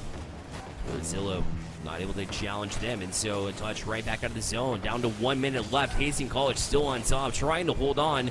The 50 will fall right into the hands of Nelly, though. He'll push forward. Great touch from Rorzilla. Otherwise, it's an even ball game. They're still not out of harm's way quite yet. Finally a clear here for Hastings College, and they can breathe. Flexa there had such a great chance with a ton of space in the net, but just couldn't quite hit it home to even this game up at 2 apiece. Now with just 30 seconds left, the higher seed in Morningside has to make a play quicker. They're going to find themselves down 2-0, and that is not where you want to be in a grand final. The pressure seems to be already getting to these teams a little bit, and the more it mounts, the riskier you have to make these plays to pay off in goals. Sploosh will be here to try and challenge Nelly. But yeah, time is dwindling here in this game number 2 for Morningside Esports, as DJ Rorzilla really can just kill this ball in the corner here, as he has been doing for the last 10 seconds now. Just one opportunity to get back down the field, not looking likely here, as they'll have to go to the length of the pitch. That'll almost keep it up there from the corner, but eventually it'll hit the ground. Hastings College up 2-0 in this series, so really making a name for themselves, not only, dating back to the bracket, but now you head into the grand finals and make a statement here, sitting at 2-0. Yeah, and it's tough right now for Morningside. They're tasked with shutting down Tech, who has been the best player for this Hastings squad so far, has all 3 of the goals in the contest. Bearlight, you've seen way more Rocket League than me, no question about it. How do teams shut down another team's best player? What you have to do is target him with bumps and demos first and foremost. Get him off the pitch. If he's not on the pitch, he can't do much, right? Is number 1. I think that's pretty much an obvious one, so I'll go with another one. Number 2 is challenge early, right? If they have any kind of talent, you know that if they have time and space, they will make a play. The only way that you can limit that is know where they are on the pitch and really jump out and take risks, right? You have your rotations for a reason. But if you want to eliminate one person making big moves, you got to challenge them early. You got to put them off their game. If they can't breathe, then you're doing something right. Yeah, exactly. And you might have You know, you might think that demoing is an obvious solution, but we've only seen 2 demos so far in this entire contest. This hasn't really been a physical game, but there has been a goal that was scored entirely because of a demo, so that is definitely an answer that Morningside needs to look to start shutting down Tech Deck. And there it is, right? Tech Deck gets demoed. They can't hear us, but in a way, they're definitely listening. It feels that way, right? Another shot on. It's not a coincidence. You're right. That suddenly their offensive chances and the best ones they've had all series long come right after a demo comes through. And another one. Surely they have They're tuned into the stream. 100% confirmed. There's no way they're not. I love it. I love it. The answer they need, you said it was obvious. They figured it out, and that is what you need. But he can only be silenced so long. This man is a menace. Comes out from his own end and gets the fireworks going here in game number 3. Well, that started from Sploosh, kind of returning the favor there on Nelly to get that bump, and then, yeah, sure enough, you know, they freed up some space. Morningside had their best opportunities there, yes, but they weren't able to capitalize and finish, so Hastings does it on the other end. Tech Deck has been absolutely outstanding as he works past more of this Morningside opposition. And a flip back out will lead its way to Rorzilla as this one hangs at center field here. Tech Deck taken out of the play now as Sploosh left with Rorzilla able to get across on the defensive side challenge here. Sean will wait for it, get a touch, but it's hanging here in the corner as well. And kind of handcuffed here. Not much they can do as Tech Deck board allowed the chance to get directly back into the play, but a couple of touches there and a huge 50-50 out for Flexa. Yeah, Flexa had a chance there to put a shot on, but it will be Tech Deck clearing it into the hood of Nelly. Nelly not able to keep the Morningside offense alive, and Sploosh breaks this one down for another Tech Deck chance, and he pockets it again. This man's got 5 goals so far in this contest. And Bearlight, like you were saying, the solution could be obvious to demo him, but as every Rocket League player knows, when you get demoed, you can be one of 2 players. You can kind of get a little bit tilted, or you can dial it in and play some ferocious style of Rocket League, and it seems like Tech Deck is not going to stop being ferocious anytime soon. Oh, definitely the latter. Absolutely. As DJ Rorzilla will try and add to this 2-0 Hastings College lead, not only in the game, but also in the series. They've been doing big work here against the favorited team in Morningside. So Morningside needing adjustments. Flexa was huge on the defensive side. No real offense to be heard from of Morningside. Got to find some more passing. Got to find some to get around this just Hastings offense that's been relentless. It's been in your face over and over again constantly. As Tech Deck board been leading the charge here. We'll try to get it past one again. Sure enough, his crafty touch will get past one. Sploosh will keep in center field. Rorzilla try to find Sploosh a little bit too hot to handle, so Flex allowed the chance to go back at it for Morningside. Although there's a shot there for Morningside, it will be not quite the velocity they want on it, so it'll just sit here at center field. And Hastings College is sitting on this 2-0 lead, protecting it. Hastings has such good midfield pressure, could lead to a goal here, but Sean able to backflip that one out. Tech Deck tries to edge it home, but it was basically a bunt. No velocity on that shot. Sploosh comes in for what could be the 4th chance of that one little segment of offense, but it will be defended along and Morningside break out, but they have just had some trouble getting that offense going. They're definitely not leaving attackers down in that end to generate chances like this. It's Flexa flying high from his own end with tons of boost to pocket Morningside's first goal of game number 3. Yeah, a real mistake from Tech Deck to kind of pop it up with no real intended target and just gave away possession. And a great shot there from Flexa as he goes across court there, quite literally from center field to toss that one in. So great job to take advantage of the opportunity. Maybe another goal here off the kickoff as they try to transition quickly. Almost did as well, as Flexa will now retreat to the side wall. Quick turn to beat Hastings College's defense here. Nelly forced backwards in an awkward touch. It's had some support though from Sean as he's all over this one too. It'll go across. Flexa, the 50-50 will favor Hastings, and it should be a scramble back on the defensive side for Morningside as Nelly forced up to that ball, had just enough boost in the tank to get a touch away.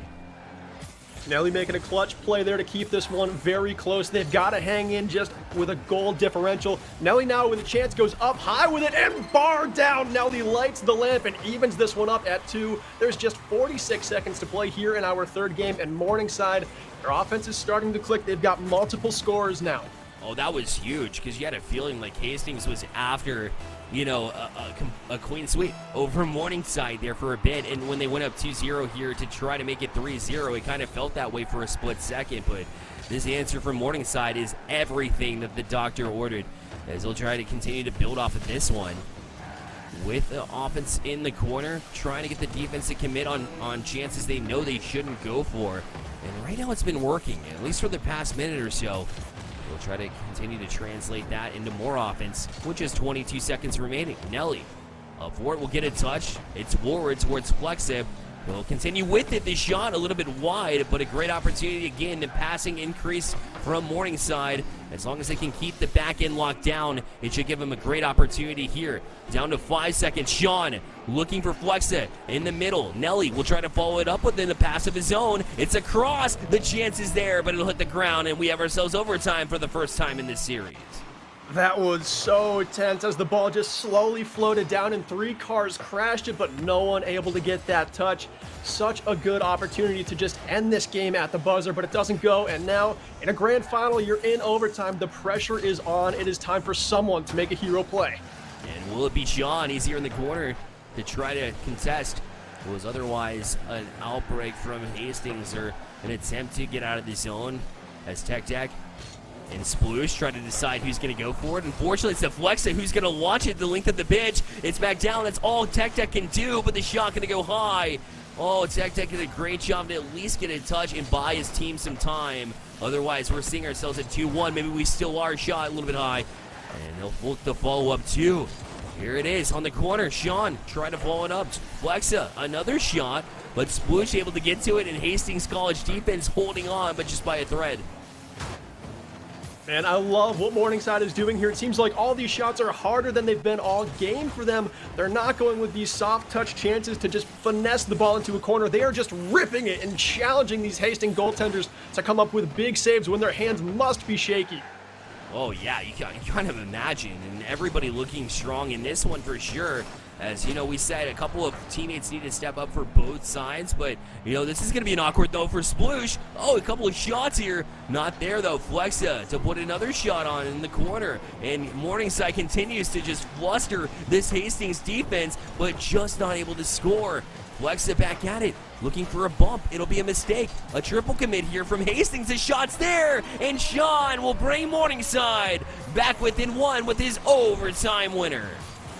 Everyone on Morningside scored a goal this game as Sean puts the overtime winner home here, a minute and 40 into it. And Morningside are able to finally get their first win of the set, and that's what you need. You got to come back when you're down 2-0. You've got to get everyone in the same group. It really helps having every single member of that team scoring a goal in that one. Everyone gets a little bit more confidence, as likely the case was before that game started, everyone was starting to get a little flustered. They're not quite sure why this one wasn't going their way. Now everyone knows they're capable of finishing these chances. Definitely. Morningside played like their backs were against the wall, kind of were, because it would have been match point already and championship point already, you know, backs against the wall in that sense, and they really played their hearts out here. You can tell everybody on the pitch is just giving it everything they've got, and Sean showing his clutch gene, right? Showing that he can show up when it matters the most. He'll need a little bit more of that too, as they're still behind in the series, but like you said, great step in the right direction. We said full team effort is needed, and to see everybody in the goal column in that one for Morningside is definitely a good sign of things to come for them, but it also hints at what a series it's going to be. Let's get already into the next one. It'll be game number 4, 5 minutes on the clock, and the kickoff will favor Morningside off the bat, as they will push forward into this one, but they left the defensive side open, and Hastings will get the first goal of game number 4.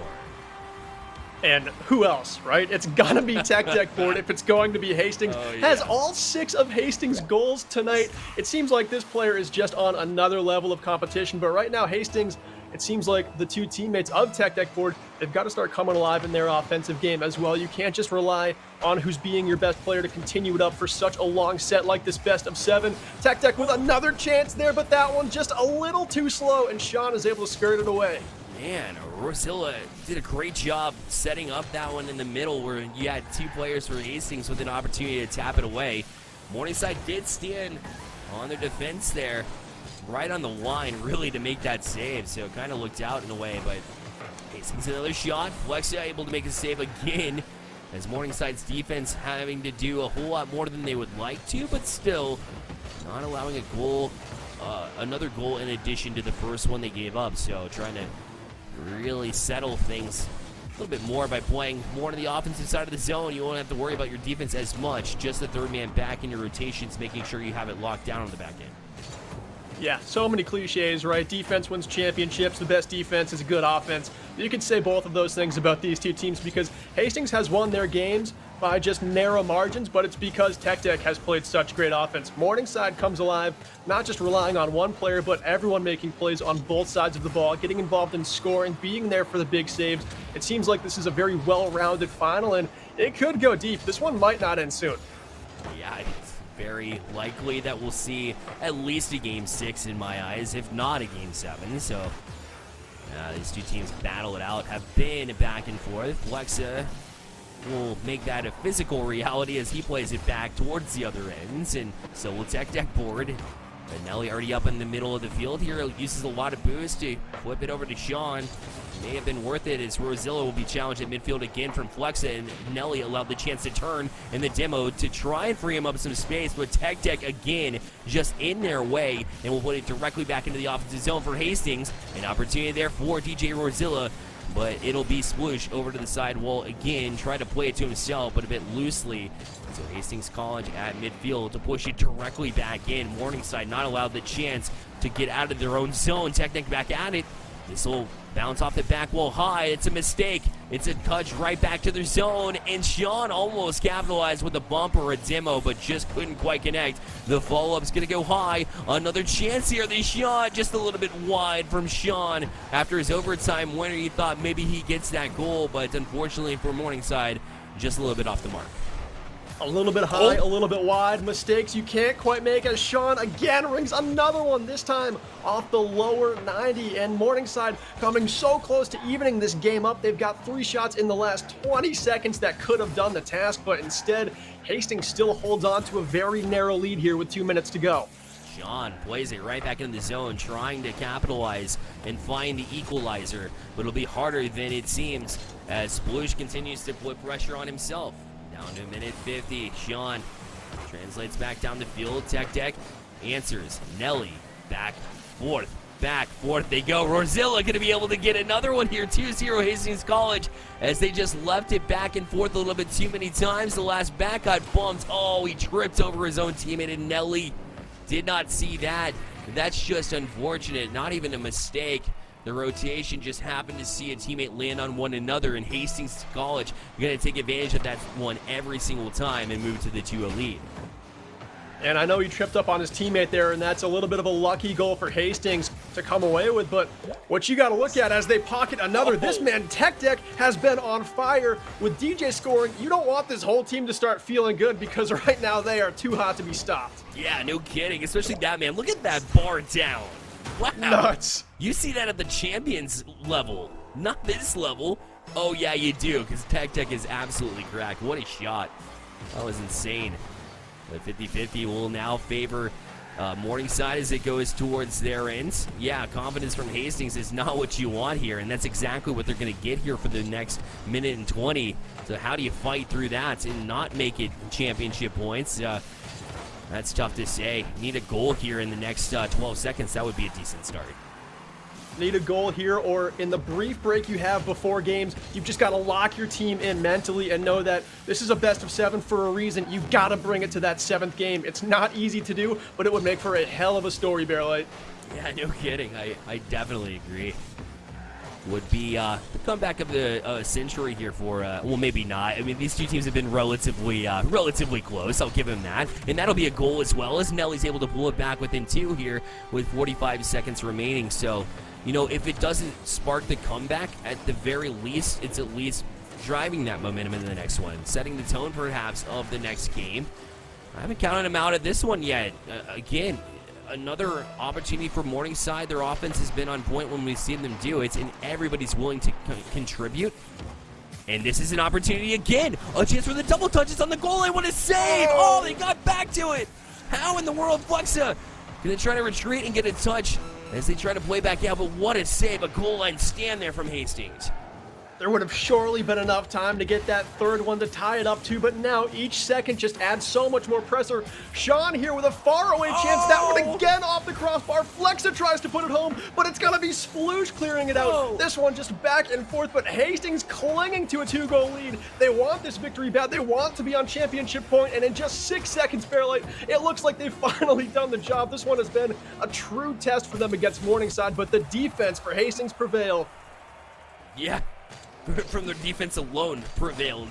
Defense wins championships. Why is it so cliche? Huh? You ask Old and myself. That's why. What a stand there. And again, the pressure didn't just stop after that. They made follow-up save after follow-up save. A Sploosh, a couple there on the tail end of that one. So imagine that one goal goes in, and then suddenly that same pressure comes back at you. You may not be as confident in the last 12 seconds to make that last save in addition to it, and then it would have been a tied game. But instead, it's going to be Hastings, the team that came in 4-4 in the playoffs, is just one game away from winning the championship here in their division. That's insane to me, and just shows the relentless nature of Hastings College.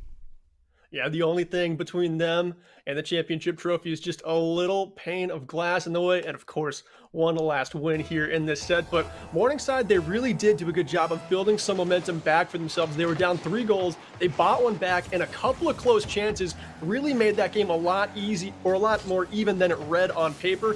Here, if they can just keep that offense going, keep shooting the ball hard, not going for anything cute, they could easily steal a couple more maps off of Hastings. That's right. Morningside, the way they've been playing, I agree. They're capable of it, but have they? They haven't proved me that they can.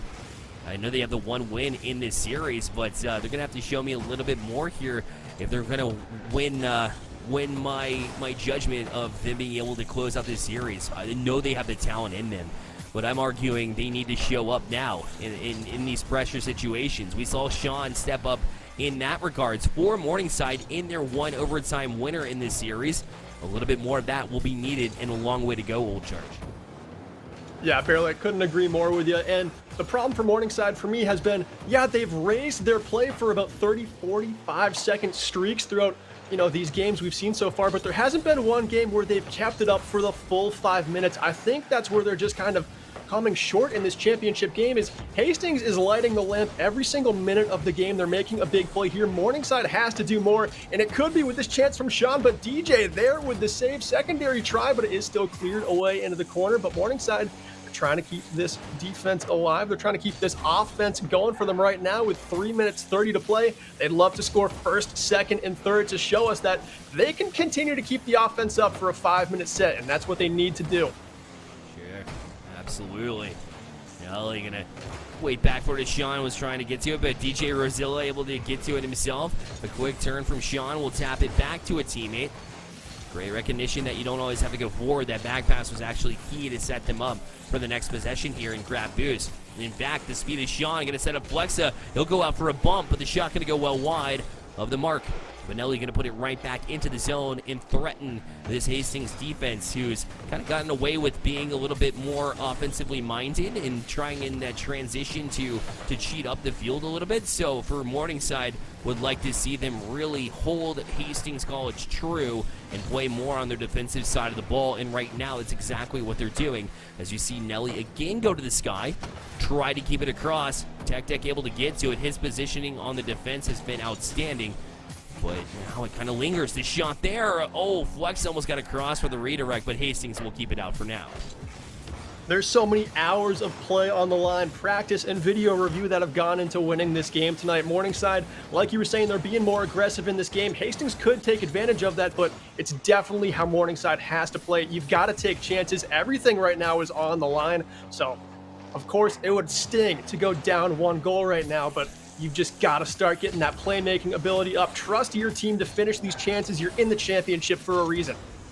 Absolutely. These two teams play each other in traditional sports consistently. And now in Rocket League, Sean able to get one here. So now they'll be up 1-0 as they find some life, as Tech has been so good, but he was bullied off that one, not elected the chance to really jump up on it, or not allowed the chance rather, as now they jump out to this early 1-0 lead here and try to take it one step at a time here.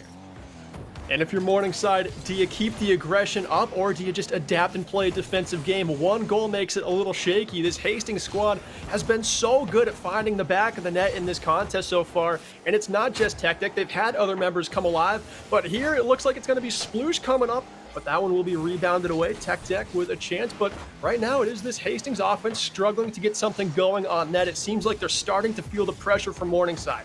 Yeah, you can tell and sense it just by the way that they're positioned here.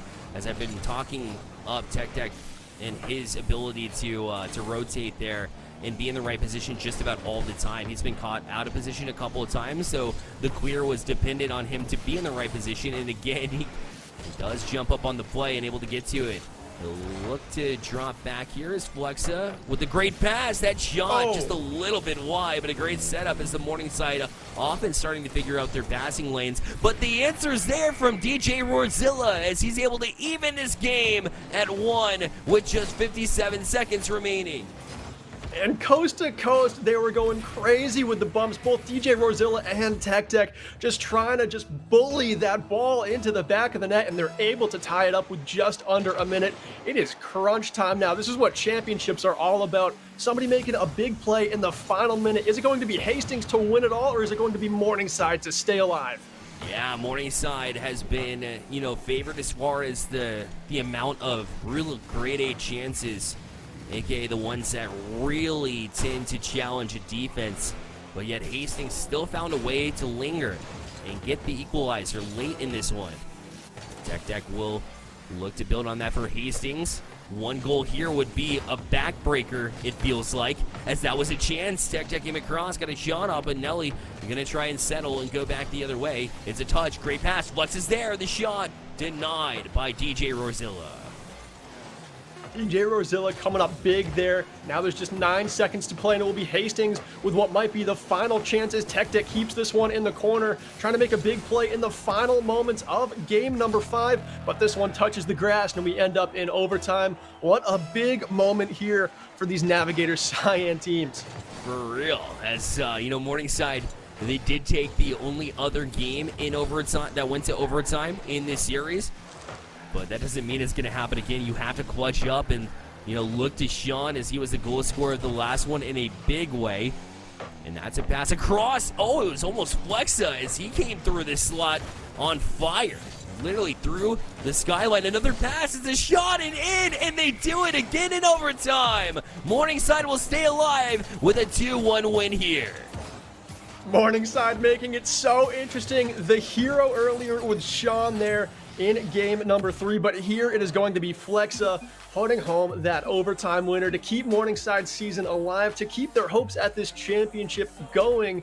And right now, Hastings, they got to be feeling it this one. It was just a 3-1 game. It just got that much closer. It seems like it's so easy to close out when you've got those 3 wins, but now Morningside make a statement that they are going to hang around for this entire set.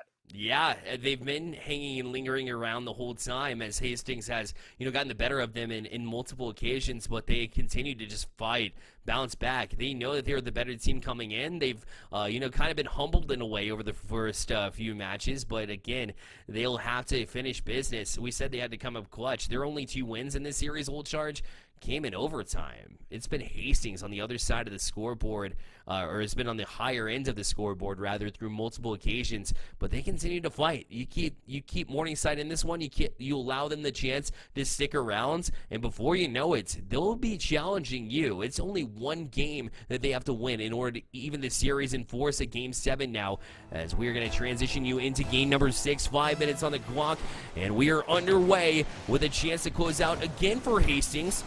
And a chance to stay alive for Morningside. This story, the same as last one.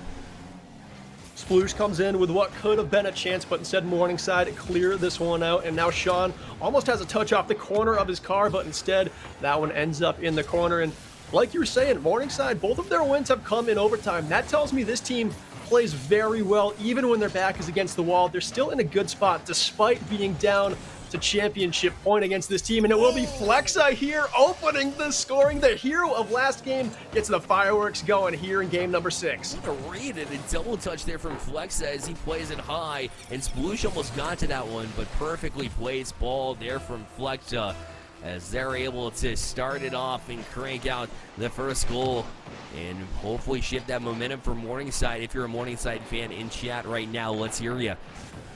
As those of you joining us for this finals and championship Sunday, you have seen a great one, and maybe another one as Hastings will put one on the board. They'll equalize super quickly after. Yeah, and again, Hastings, who else but Tech Deck Board just coming in right in the slot. Doesn't matter if there's defenders there. That one was ripped. You cannot react to make that save. You've just got to be in the right spot. And right there for Morningside, nobody was. Kind of let their guard down for a second. Hastings is taking advantage of every single mistake Morningside has happened to make. That shot going to go just wide. Great opportunity again for Morningside. As they'll flip it to themselves. Kind of dropping off that one is Flexa. He's got Sean right there. Tries to drop it off for Nelly. They had the right idea there with the back and forth passing, the tic-tac-toe across the slot. The only issue was there was no finishing shot there for Morningside. But a good step in the right direction. If they start hitting those shots, that's going to be difficult for Hastings college defense to try to defend. Yeah, and as this game has gone on, we've seen harder and harder shots from Morningside. This one finished by Flexa as they continue to put velocity on everything that goes toward the net. That one, the second chance goes home as all the defenders were sprawled out making that last save, and Flexa in an opportune spot to give their team the 2-1 lead. Yeah, great reactionary save from Sploosh. The issue was no follow-up save because of the double commit, so you're right. They're all sprawled out trying to make or support a save, and because of that, Morningside able to jump directly back out to it. And now Sean with the pop. It's over Sploosh. Flex is already up for this one off the back wall. Nelly's across. Will he challenge in? No, it'll be Sploosh. We'll hang with it. And Morningside able to this time keep the lead for more than that 5 to 7 second window, as it'll be Nelly from the back wall trying to settle, and creating the lead and holding on to it for an extended period of time has been eluding Morningside. So this is a good run. They would like it to be a little bit longer, and this extended pressure here now might help that. Yeah, I think you're right. I think they can't adapt to a defensive style of play here. I think they've had trouble keeping the offense alive for that 5-minute mark in a game, getting very deep into these contests, but they've proven that if this one gets into overtime or crunch time, they have the clutch factor, the X factor you need in a championship to make big plays in big moments. They've just got to identify every single moment as a big moment and keep their offense high flying. Sean was out for blood there as he gets the demo, and now Sean from the back wall will try to get the touch, but he misses a chance. But Flexa already up in support. Great job from Morningside to stick with it, even in your teammates' mistakes, rather than calling them out for it. Just jump up, make a play yourself. But Flexa gonna miss this one though. Sploosh in the corner. We'll try to challenge Nelly, but he's able to win that battle. And another board battle won, this time by Sean off the back wall. We'll try to push it forward, but Sploosh again with the touch. Nobody's challenging. Took a minute for Morningside's defense there. Hastings College almost got to take advantage of this one, but it's still going to sit here at midfield. Bit of an awkward exchange, but a great save and a reactionary one by Flexa, but Tech going to challenge it again. Another touch out here from Nelly. He'll leave it for a teammate, and they'll try to get back out, but a quick turn again. Finally, some life for Morningside. And Morningside's Flexa starting to feel it here, has 2 goals here in this game. A couple of big saves as well to keep the lead for Morningside. That's what you need. You need someone to just take the reins here in these big moments. We've talked about how a roster with well-rounded scoring often pays very well, but sometimes it is just game to game who's got the hot hand. Sometimes it's on one side of the ball, sometimes it's on offense and defense. Here in game number 6, it's been Flexa for Morningside. Tech Deck Board's chance denied just under the crossbar there, but it looks like the ball is still alive for Hastings as Tech Deck comes up with another chance, but who else but Flexa with the big save here at the minute mark to keep Morningside's lead. Yeah, he's been great. Tech Deck, you called his name out because he has been a difference maker for Hastings College, but the thing is, we haven't heard from him on the scoring sheet at least in a while now. So, the hot hands was there early for Tech Tech, and now suddenly he's, been challenged. You asked me earlier, how do you find a solution to just one player as an opponent? And right now, I think Morningside has found a solution. So we'll continue to try and build off of their ability to shut down their playmaker. They've got 23 seconds to hold on to this, and if they do, we'll be at Game 7. Oh, they almost got that chance across to you, but now Hastings College has one more chance to go right back down the field. Down to 10 seconds left. DJ Rosilla into the zone. Flexa to turn himself. We'll try to pop it out to kill more time. It's right there. Great job from Nelly. Now a chance from Tech Tech. It's the last one. They'll have to go all the way down the field. That Bush is not going to be able to get to this one. He'll be killed here. We have ourselves Game 7 now in this championship series. And it has been so exciting to watch Morningside just battle back. It seems like every game they've got a different hero. It's been Sean, it's been Flexa. Who is going to be the hero here in game number 7? Because right now it is going to be a big moment for someone. They're gonna be a hero. Their squad is going to absolutely go crazy, jumping out of their chairs, tackling them, whoever it is that makes the big play. But right now, it is anyone's game. We are going into Game 7, Bearlight, and this game deserves to go there. Morningside are hanging in as the high seed, but they have been tested over and over again in this one. They have been. Hastings has been great, but Morningside has all the momentum rolling into this one. They've won 2 back-to-back, but on top of that one, I want to point out, because I think it's notable at this point, I didn't think it was prior, but they've won the only 2 overtime games, so now clutch becomes a factor, and even if it's 5 minutes long or if it's the first one to score wins, either way, that same pressure feels exactly the same, right? And so, that favors Morningside here. So Hastings has a long way to go in the sense that they have to kind of come off, 2 losses simultaneously, battle that omen, and then on top of that, try to battle the clutch nature that is Morningside. We have ourselves game number 7 now. Amp it up, chat. Let's hear you. Who do you got in this one? Oh, an early chance here for Tech Tech is turned aside by Sean as Morningside continue to be clutch. And like you were saying, Bearlight, they're the only team that's had to be clutch this game. Hastings has had a comfortable lead so far, and they've been so close to closing out this set. Now, every single game we've gone on, every single second actually, they're playing with an added pressure of, oh no, maybe we don't have this. Maybe Morningside is starting to bring it, and they currently are, as another shot is laced by Flexa, but that one just too high. And Nelly's going to follow it up, though, as he'll push it forward towards the offensive side. For Morningside, it's a pass down to Sean, and he'll make it 1-0 for Morningside. Oh my God, Sean, way to put it home as Nelly falls from the heavens. Sean brings the pain, flying through 3 Hastings defenders, just trying to defend that chance, but Sean muscles it through all of them with that rifle of a shot. Oh, Flexa, another one. Flexa, oh my God. Off the kickoff, they're feeling it now, boys. Wow, what a chance set up by Sean off the kickoff. It's a drawn-up play where Flexa is rotating straight through. Oh my, the drawn-up play for Morningside is so effective. And now Hastings College needs the next goal. Otherwise, they're going to be in trouble here. Oh, they're already in trouble, like we were saying. This is the first time they've really had to be clutch in a clutch scenario, and it's as big as you can get. The pressure is as high as it's been for them all season, probably in their entire playing career of this esport.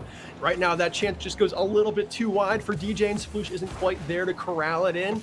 And Hastings, they've got to make something happen. They've got to make it happen so fast, too. You can't let this one get to 3-0, or else you're just playing with a mental that is just so low at this point. But Tech Tech comes in here, keeps the team in it with some mental fortitude, gets that demo. Right now, the pressure is still in the box, but Hastings College has been able to at least, cover the wounds rather, as they have been opened up and exposed, but has since calmed things down. And you look to your leaders in times like this, and Tech Tech going to get the first on the board for Hastings College, as they will be hanging around in this one. Yeah, Tech Tech's backpack has been full of notebooks, binders, and teammates in this set. They have so many goals to their name. Hastings has really relied on them as a leader, like you were saying, to get this one as deep as it's gone. They got it to 3 games early, but now Tech Tech has to just pull off something incredible to get this team the victory. Yeah, that one was close to for Morningside, as it will bounce off the post, and that is huge for Hastings College, because right now they need a lifeline, and if that goal goes in, a quick answer from Morningside would be even tougher. Oh, it certainly would be. The 3-minute mark is crucial here to find that second goal. But again, as every second goes by in a Game 7, the hands, the heart rate, everything gets a little shakier. Everyone's playing on the edge of their seat, faces just inches away from that monitor as this one gets booted along down, and it looks like Sean almost had a chance there, but Hastings come away with the steal and the clear. And Flexa will turn it right back into the zone, but watch out! That's a shot! Sean somehow comes back and makes that save.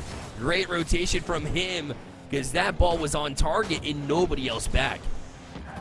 Yeah, no one else back. These teams are really trading these high-velocity shots a lot this game. They stopped being cute about 3 maps ago. Now it is just all guns a-blazing, everyone clicking on all cylinders.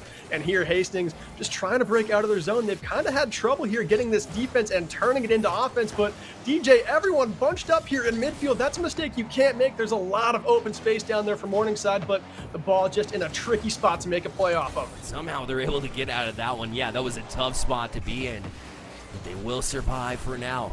Warzilla, that's a shot back down, nobody back, and it's in. Flexa will make it 3-1 for Morningside. And you can tell these players are celebrating in real life as that goal goes in. Flex's car is still. That's because there's no hands on the controller at this point, Bearlight. They are all fist pumping. They're flying out of their seat with every goal. I mean, no cars are moving. It doesn't look that exciting, but you know, in the room they're in, they are going crazy. Oh, absolutely. Nelly going to try to build on this one, too, as their excitement is probably showing in comms. And when that confidence is there, it's going to be tricky for Hastings to try and settle down this wave that has come through over the past 3 games. They've been excellent. And 1:37 left, no chance we're going to count out Hastings, as in fact they get a shot off, but Flexa able to handle it, and Royzilla able to get a bump out in front. Somebody should be able to step up for Hastings, but they're a little bit too far back. Now Tech will change that theme, as he's got a touch back to the center, but it's right into the hands of Flexa. They'll have to play back to the corner, and we're down to just a minute 15 to play, and Morningside looking to close out. It is getting down to the wire here. Hastings are still within reach. Nelly's chance denied by DJ Rorzilla to keep Hastings in this one. You can't let that goal go in, and DJ denies it. Back to it. 1 minute remains on the clock. Morningside has made such an effort to come back in this one, as they were down at 3-1 in this series, and they were able to bring it back. But a chance, Tech, a shot, it's off the post, it's there, no, off the crossbar. That was the chance that they needed to go, and it was that close. But instead, it's going to be dunked by Flexa on the other end, and Morningside goes up 4-1. Flexa with the hat trick, 37 seconds left in Game 7. What was such a great chance for Hastings just slowly rolled out of the crease there, and Flexa takes it all away. That could be the dagger here. Yeah, and sure feels like it, because that was so close to being a 1-goal game, and to 2 points away here with 30 seconds left, and now it's 4-1. It's insurmountable, it feels like, at this point. Rorzilla gonna try and try to go far side, but nothing doing. Nelly will grab the boost and kill some more time. It's across, a chance for Hastings College, and it might be their last. Down to 13 seconds left, and Morningside Esports has done it. Down 3-1 in this series, and they're able to work their way back and just ride the momentum through the balanced play of all of their members, including 2 overtime wins in this series, and they are your champions here in their division in the Navigator Scion. What a performance from Morningside.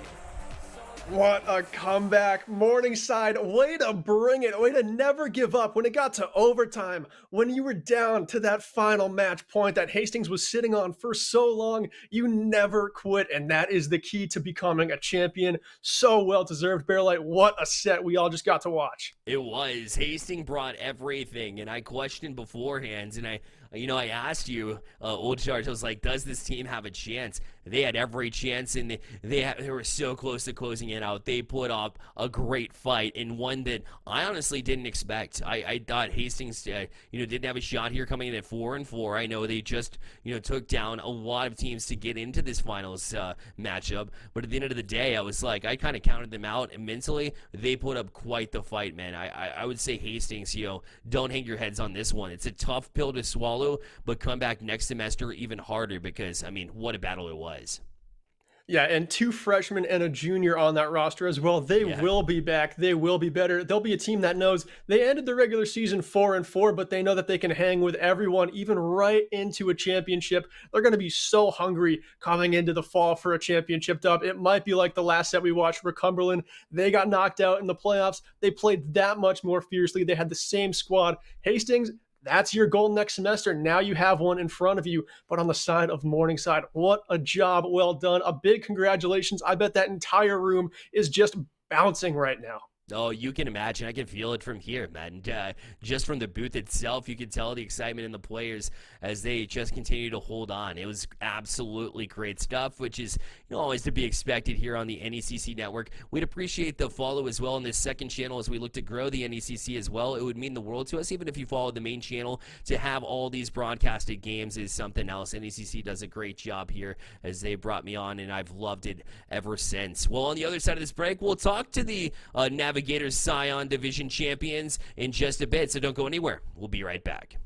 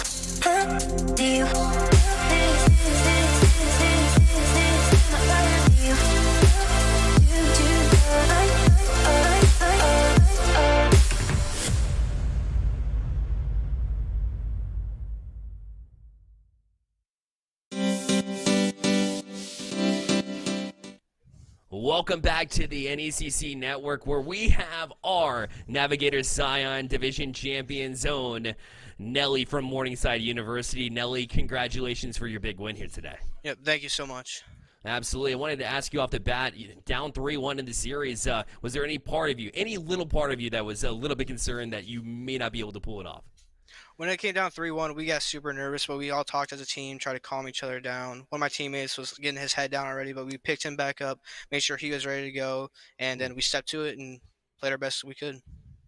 That's awesome, and of course you need everybody to contribute. And I think that's one thing that me and Old Charge said about halfway through this series as well, is that you guys were scoring all across the scoreboard. It takes everybody, so that's definitely how you bring somebody up. So overall, a lot of chat happening. I'm not sure if you had the Twitch channel open, but there's a lot of energy in the chat as well.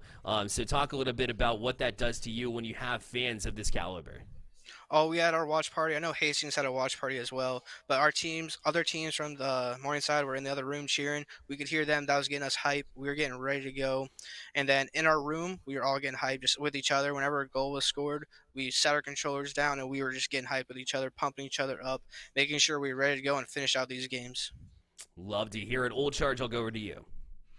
Yeah, like you were saying, Nelly, you set the controllers down. I even said that on cast that when you guys scored, you weren't moving, which meant you were just going crazy in real life. What are the nerves like in a finals game where you're down 3-1? Of course, are there jitters? How do you get the team to stay and keep playing confident when you have to just make big plays in clutch moments? When we went down 3-1, we all put our controllers down. We got together and we talked, got to calm each other down, make sure we were ready to go.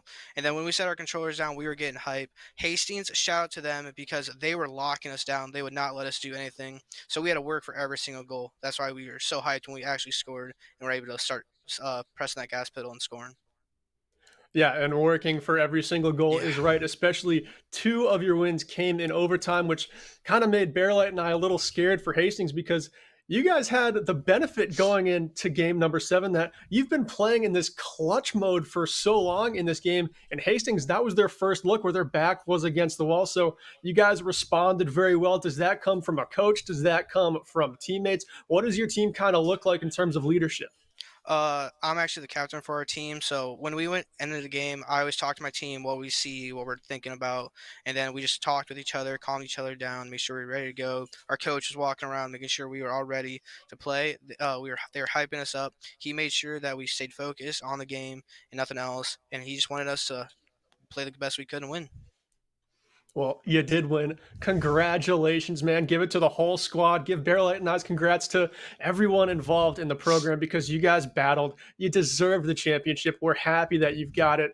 And then, Bearlight, I'll throw it back over to you to end this one with Nelly. Yeah, well, I think there's no doubts that there's a bright future there at Morningside University when it comes to their Rocket League program. So, again, congratulations. Before we let you go here, Nelly, any shout-outs you want to make? Obviously, you said Hastings is one of them for making your lives a little bit more difficult there and giving you a fight. But anybody you want to thank here or shout out here before we let you go? I actually want to shout out Hastings. They were willing to scrim us before playoffs started. We played with them. We played them in season. We were ready to play. Big shout out to Coach Andy Rue. We watched his streams. That's how we got a film on them. Then a shout out to our coaches, Coach Seabass, Quentin, Sneaky, Colin, and Jared, and then Nick Persinger as well. And then I'll shout out my other teams. We got our League of Legends team, Overwatch team, our Varsity Rocket League team, and Valorant. They were all in here getting us hype. And then big shout out to my family and everyone else's family. Then, again, big shout out to Shano and Flexa because we were ready to go. We came in ready to play. Okay. We started off nervous, but we got the job done. Excellent stuff. Excellent stuff. Always good to see that support across esports lines as well. Nelly, thank you so much for joining us. Yeah, thank you. Absolutely. Old Charge, another great series we got to be in the booth with. Again, Morningside showing heart, being relentless there at the very end in order to win their division. There's nothing else like that.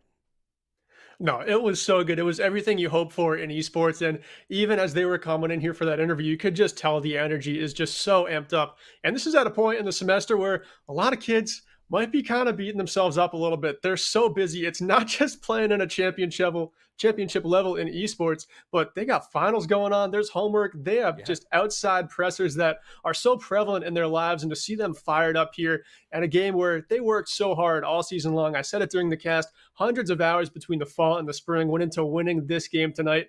And Morningside, it truly paid off for them tonight. I'm really happy they came away with the comeback. Excellent words there, Old Charge. I love that. And we're not done here on the NECC2 network either. We've got one last division to play it out for their championship here tonight. It'll be McGill University facing off with Queens Golden Gales right here on the NECC2 network. So don't go anywhere. We'll be right back.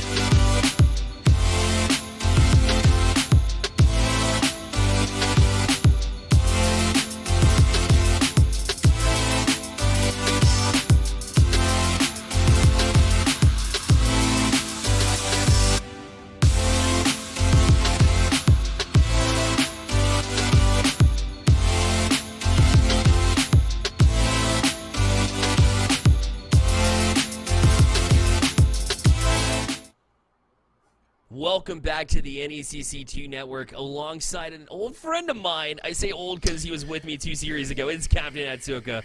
Back at you again, Captain. How are you? Oh, I'm doing just swell and all as well. Just when you think you can get rid of me, well, guess what? I'm back again. And we love having you as well, as you filled in so many times for us here, and we love to have you as always. And now it's a unique opportunity for the both of us as we get to close out the show. NECC Rocket League has one last hurrah, and we want to see you here in chat supporting it and having a great time. As we move to the Challengers Red Division 2, go ahead and finish things off. The Queens Golden Gales with the first team we look at with Llama Almighty, Wizro, and Twinkle Toes. This team comes in as freshmen, sophomore, and junior, so still a little bit young, but a team that's been killing it as they actually come in as the number 6 seed here today.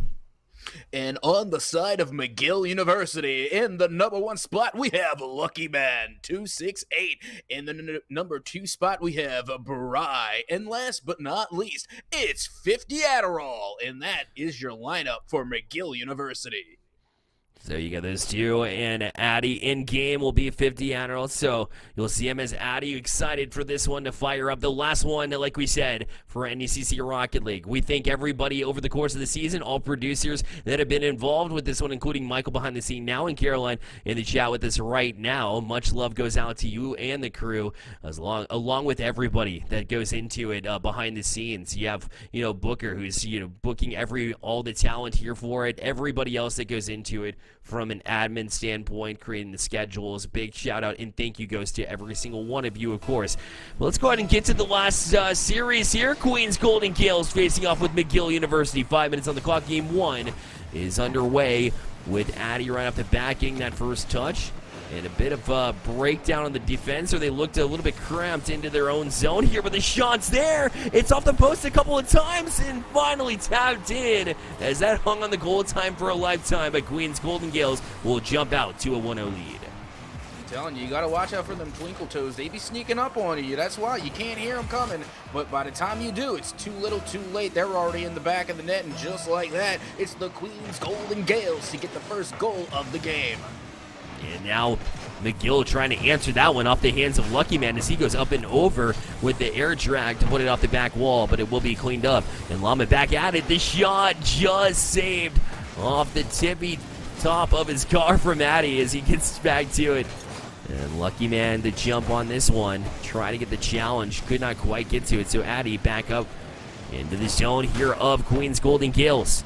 Left here at the doorstep, though, from Master as he tries to sidestep Llama, but didn't quite get around him either. So from the corner, they'll go, and Queens Golden Gales, rather, with a quick pop into the zone. And McGill along the board, and looks like the read will go from Wizro. So interesting concept here to stay on that wall, but it pays off for Queens.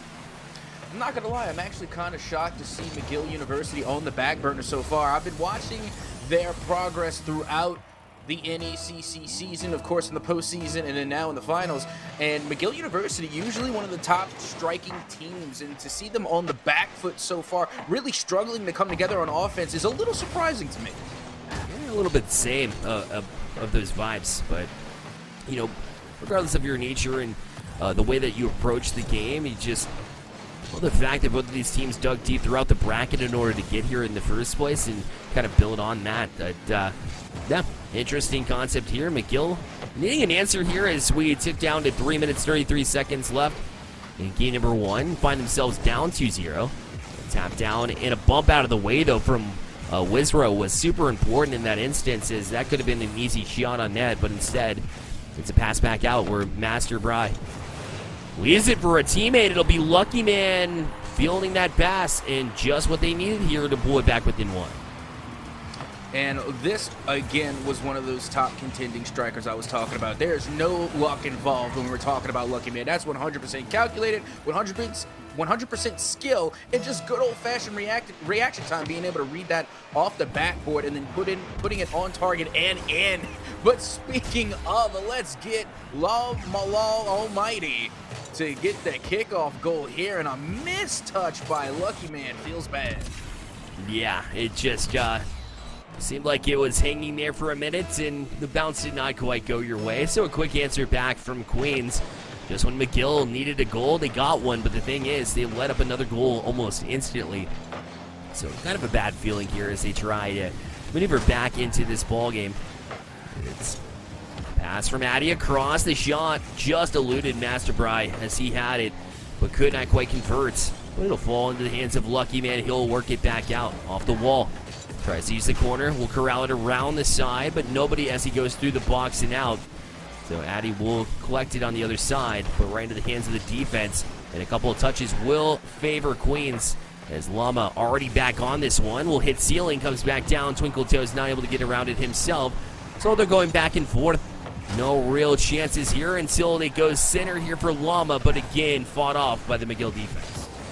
Yeah, now that we're just passing halftime, we see Addy with the return volley all the way downfield, but Llama Almighty has plenty of time to get that save to clear that one out.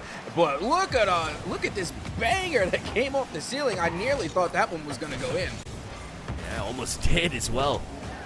But instead, it'll be Addy to try to keep it in the zone here for McGill. Interesting to note that McGill University was perfect through the regular season at 9-0. Then you hop into the playoffs where you haven't dropped a series there either. And they find themselves down in this game number 1. So I haven't counted them out yet because we'll still plenty of time to work with. And a crossing opportunity to work with too. But eventually fought off by Queens as they'll work directly back in from the car of Twinkle Toes. But sidestepped here from LuckyMan as he will go back up and over. A chance here to get the 50 as well, but Llama Almighty with a great and strong chance to keep it out of harm's way for Queens. McGill University has the right idea. They're really pushing towards Queen Golden Gale's defense, very strongly, as a matter of fact. And LuckyMan just proved it with a demolition on top of everything else.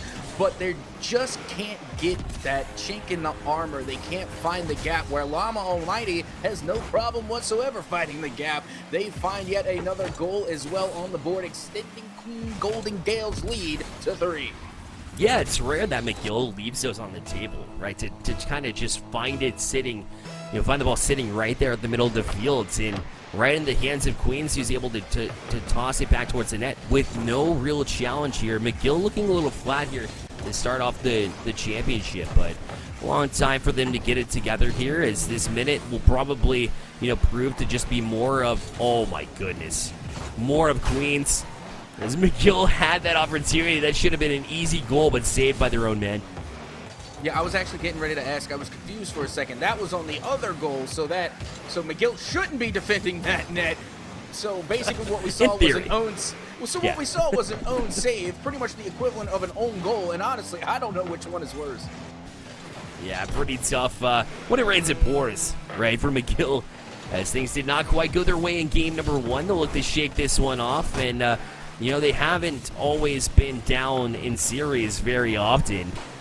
And when they have, they've been able to battle it back. Over the course of the season here, 1, 2, 3, 4, 5, 3-0s during that regular season. And that's not even counting the playoffs. But here, it'll be Queens Golden Gales to jump out to a Game 1 win. As McGill University able to get one back to try and fight off the momentum that Queens was trying to build into game number 2. I guess a step in the right direction, but the damage has already been done here. Of course it has, but still, with that being said, you always want to go into the next match with at least some type of momentum, some type of offensive presence. So it's good that they were able to get a consolation goal at the very last second, at least so that way they don't go into the next round on a score drop. Yeah, the last thing you want to do is hang your head, say we couldn't quite get it going at all right towards the end. I know it wasn't going to be a shutout if they didn't get that goal, so it wasn't the end-all be-all, that they got that one back, but it takes steps in the right direction, that in that last minute, we were the better team, so let's draw that out for another 5 minutes and equalize the series, which, in my opinion, is more than doable for McGill. In fact, it's almost to be expected, especially from the coaches and directors there that seeing them perform all year long. Comes down to the pressure, and you want to see that from your boys. And, it'd be disappointing to get out to a 0-2 lead. We'll see how McGill answers here in game number 2. And you see, that's the thing. Maybe it's my fault. I have high expectations for McGill. Maybe I'm putting too much pressure on them. But I've seen McGill play. I know what their skills are individually. I've seen what they can do in the regular season, and I've seen what they can do in the postseason. And game number 1 just didn't look like the McGill that I know. So I wouldn't be surprised if we see a strong arm comeback from McGill as we get ready to head into game number 2. Yeah, me neither. I think they're going to hop out and really force that pressure early. They also have to close out too, because McGill, had one after Queens jumped out to a quick 2-0 lead. So to get that early mastery would be really good for McGill. Already back into the zone of McGill as they're having to play defense early. But a big clear here to try and change the pace of that as Twinkle Toes will look to play corner in order to get out. But challenge right off the bat here from McGill as their offense starts to come alive at least a little at a time. Llama Almighty trying to sidestep him as well, but a pinch there will find its way through. Lucky Man, well, kind of fits the name there with that pinch.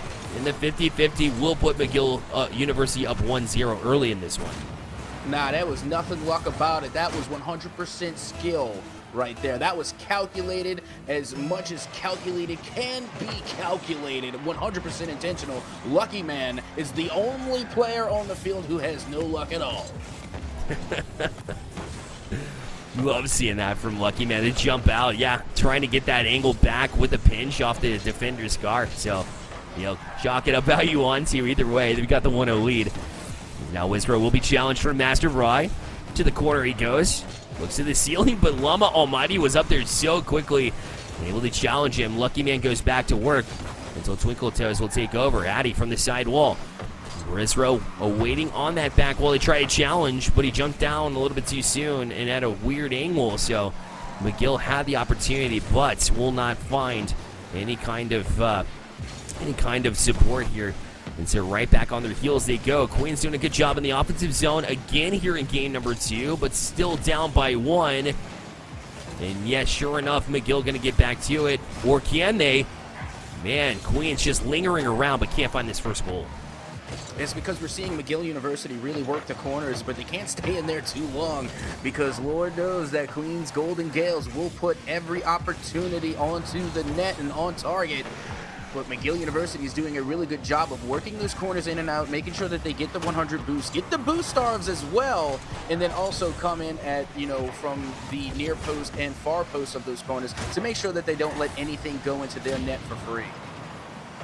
Yeah, after that Lucky Man pinch back into the net, into the opponent's net, they're trying not to be allowing that themselves. That was close though, as Lucky Man got it to bounce off his own crossbar there towards the end.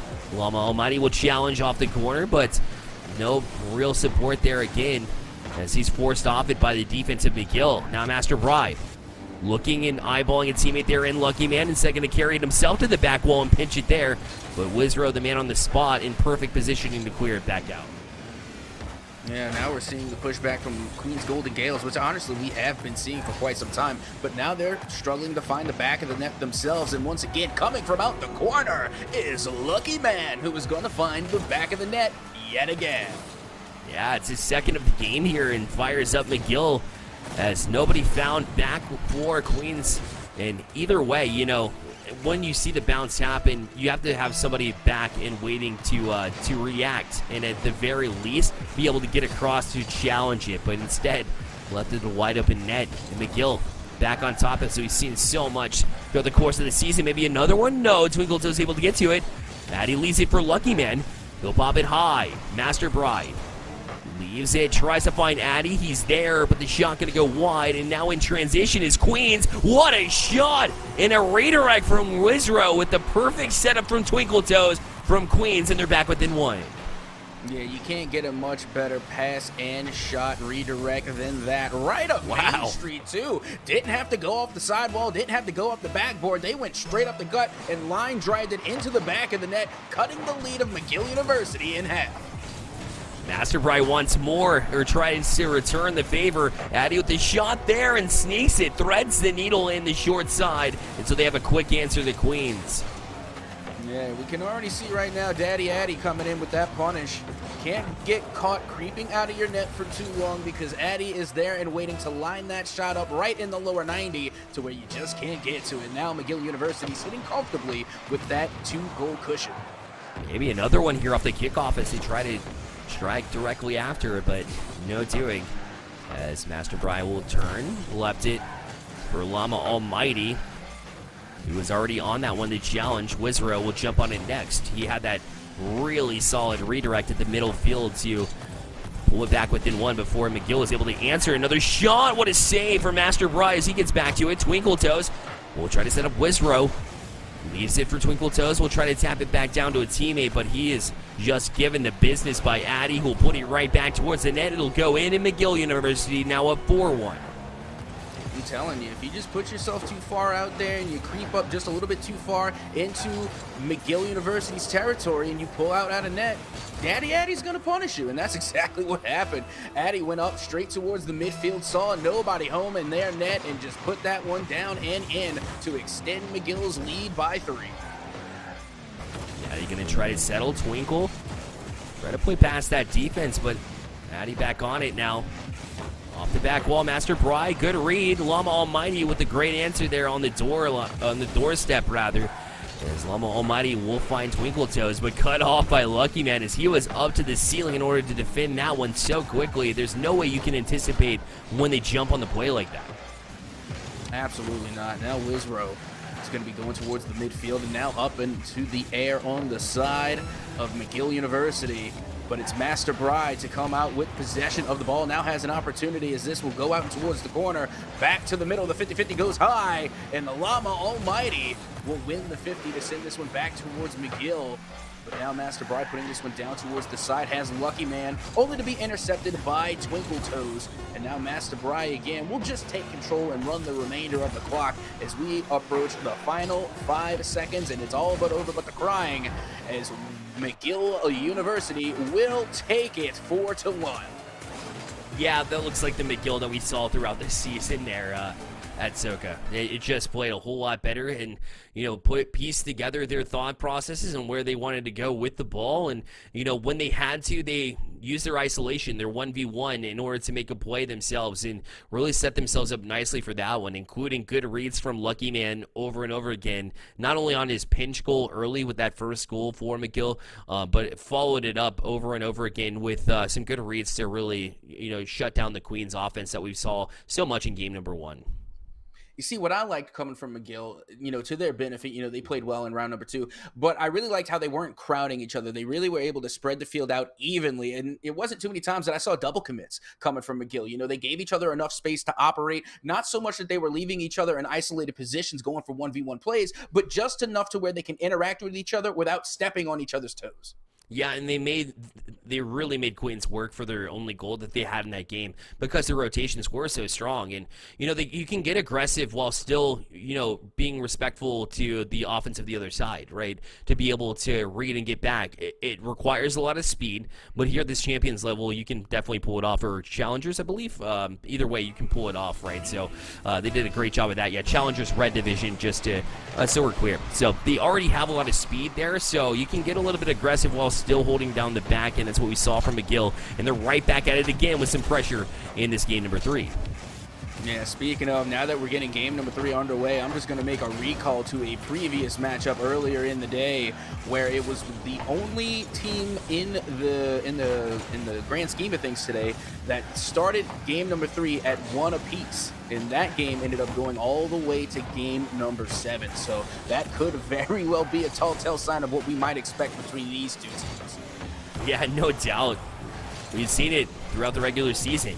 In fact, although it was a 3-0 scoreline the first time these two teams match up, it wasn't a telltale sign. It was still super close. So we're already to that 1-1 scoreline, which is already proving my point, right? It's not going to be that one-sided affair that McGill had earlier in the season. So back to work goes McGill as they look to become that team that they were in the regular season that did end up 3-0 in Queens. That'll be a bounce, though. That's kind of dangerous for McGill, but that great touch and read from Master Bry will keep it away for now. Addy having to add to it, and a big clear here for McGill University. And here we go, Lucky Man now taking control as this will head out towards the corner. And again, we're seeing McGill step their game up at the midfield as Master Bry will get the touch to put this one in off the assist from Lucky Man. Lucky Man has been great as he jumped out in front to try and get that bump or demo, and still just did enough to distract the Queens defense, who wasn't back at all. So McGill, you give them that chance, and 9 times out of 10, they're going to bury that one. And off the kickoff again, is anybody there? No, it's a free open net for McGill University. And now I'm checking to see if there's anything wrong with Queens. No, just a fake from Wisrow, I guess. Just you can't make those mistakes against McGill. You know, when you're faking, you're supposed to let your other team, the rest of your team, they need to know that you're faking. Otherwise, you're faking, but you're not faking. So now your team is just as faked out as the opposition, but Master Bry was not faked out at all, being able to put that one on and in. Again, Master Bry, like I said, is one of those top strikers coming from McGill. But let's not forget about Addy. Who can forget about Addy? Constantly hitting the back of the net time and time again, and they will, in this game number 3, extend their lead 3-0 over Queens Golden Gales. I don't know if you saw, but Wisrow and Twinkle Toes unfortunately stepped on each other's Twinkle Toes as they could not recover whatsoever on that play. Unfortunate circumstance, but again, that goes back to the rotations that we say were so strong from McGill. Maybe Queens could, take some notes out of their book here, as that was a mistake again. McGill has capitalized on 3 of them already in this game. Now going off the backboard, Master Bry, another one with what can only, I don't even know if this is technically a doomsy dish, but still coming out from the corner like that and being able to angle that one down and in was nothing short of impressive, as McGill University will go up now 4-0 over Queens Golden Gales. I think I'll call it a pre-flip, perhaps. Could be considered a doomsy, I suppose, except it came from the sidewall or corner. Either way, it's a great read. And yeah, McGill filling themselves now. This one's back down the field. Master Bry gonna turn, get another shot off, and Twinkle Toe is having to desperately flip across to make that save, as Lucky will try to go all the way across the length of the pitch to find Master Bry again. And Queens needs to cut off McGill in their offensive prowess. You gotta clean up your mistakes here, otherwise this game could get away from you. The series could get away from you as well, rather. Zaddy not able to connect on this one, but after winning that first game, Queens has just been bested by McGill, and at no fault of their own. We've seen McGill do this to team after team during the regular season. Absolutely, which is why I was so surprised that game number 1 was so one-sided. But now, like we were saying, this looks more like the McGill team that we're used to seeing. But with that being said, Queens Golden Gales still have plenty of time to try and equalize. 2 minutes is a good amount of time here in Rocket League. Oh, sure is, yeah. Even for 4 goals off the kickoff. Well, we saw McGill score in a matter of 2 minutes here, 4 goals. Or maybe just a little bit over. But either way, you can score quickly for sure. They will definitely need one. We've seen Wisrow and his ability to create plays, his mechanics. But he's going to be denied again. Twinkle Toes to keep it in the zone, though. Wisrow already up for this one. The touch is there, just wide, but Twinkle Toes will be there. And finally, a little bit of rotational play there from Queens is what we saw in game 1. We see it again here. And it will be within 3, or they will be within 3 now. So still a long way to go. It's still 1:33 left to do it. And Wisrow, no shocker here that he's the one that set up the play to begin with. Absolutely, and now Queens Golden Gales have stopped the bleeding for now, as the drought is officially over. They get on the board, and now McGill University ahead by 3, and still very doable for Queens Golden Gales. They are still very much in this game number 3.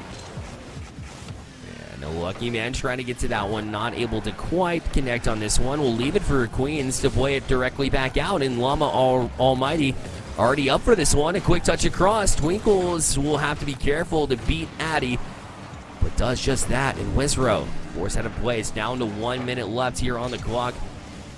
As Llama could not beat the McGill offense as they kill even more time. Addy across. Master Bry, a shot and in. 5-1 now for McGill. I'm telling you, they're channeling the power of BDS through that decal. That's what Master Bry is doing. That's how they constantly find the back of the net time and time and time again here in game number 2. Now 5-1 in the favor of McGill University with only 50 seconds left to go. That's nearly a goal every 10 seconds for Queens Golden Gales if they try to equalize. Yeah, this Not much they can do here. That might be one, though, as Twinkle Toes will get his second of the game. And we'll pull them back within 3. So, again, a prayer for Queens, as it hasn't quite gone their way this entire time. If they had just shown up like this at the beginning of the game, maybe we'd have a different narrative moving to the final minute here. To 42 seconds and a prayer for Queens, and Lucky Man will push it forward. That's a chance to finish it off the kickoff. Maybe pulling them out of position, though, as Queens try to transition themselves. It's Llama, plays it out. Wizro beats the defense again. Llama already up for that one, tries to flip as a fake. It's still there on the doorstep, but they're able to get to it nonetheless, and McGill should be able to kill enough time at this point. We're down to 20 seconds.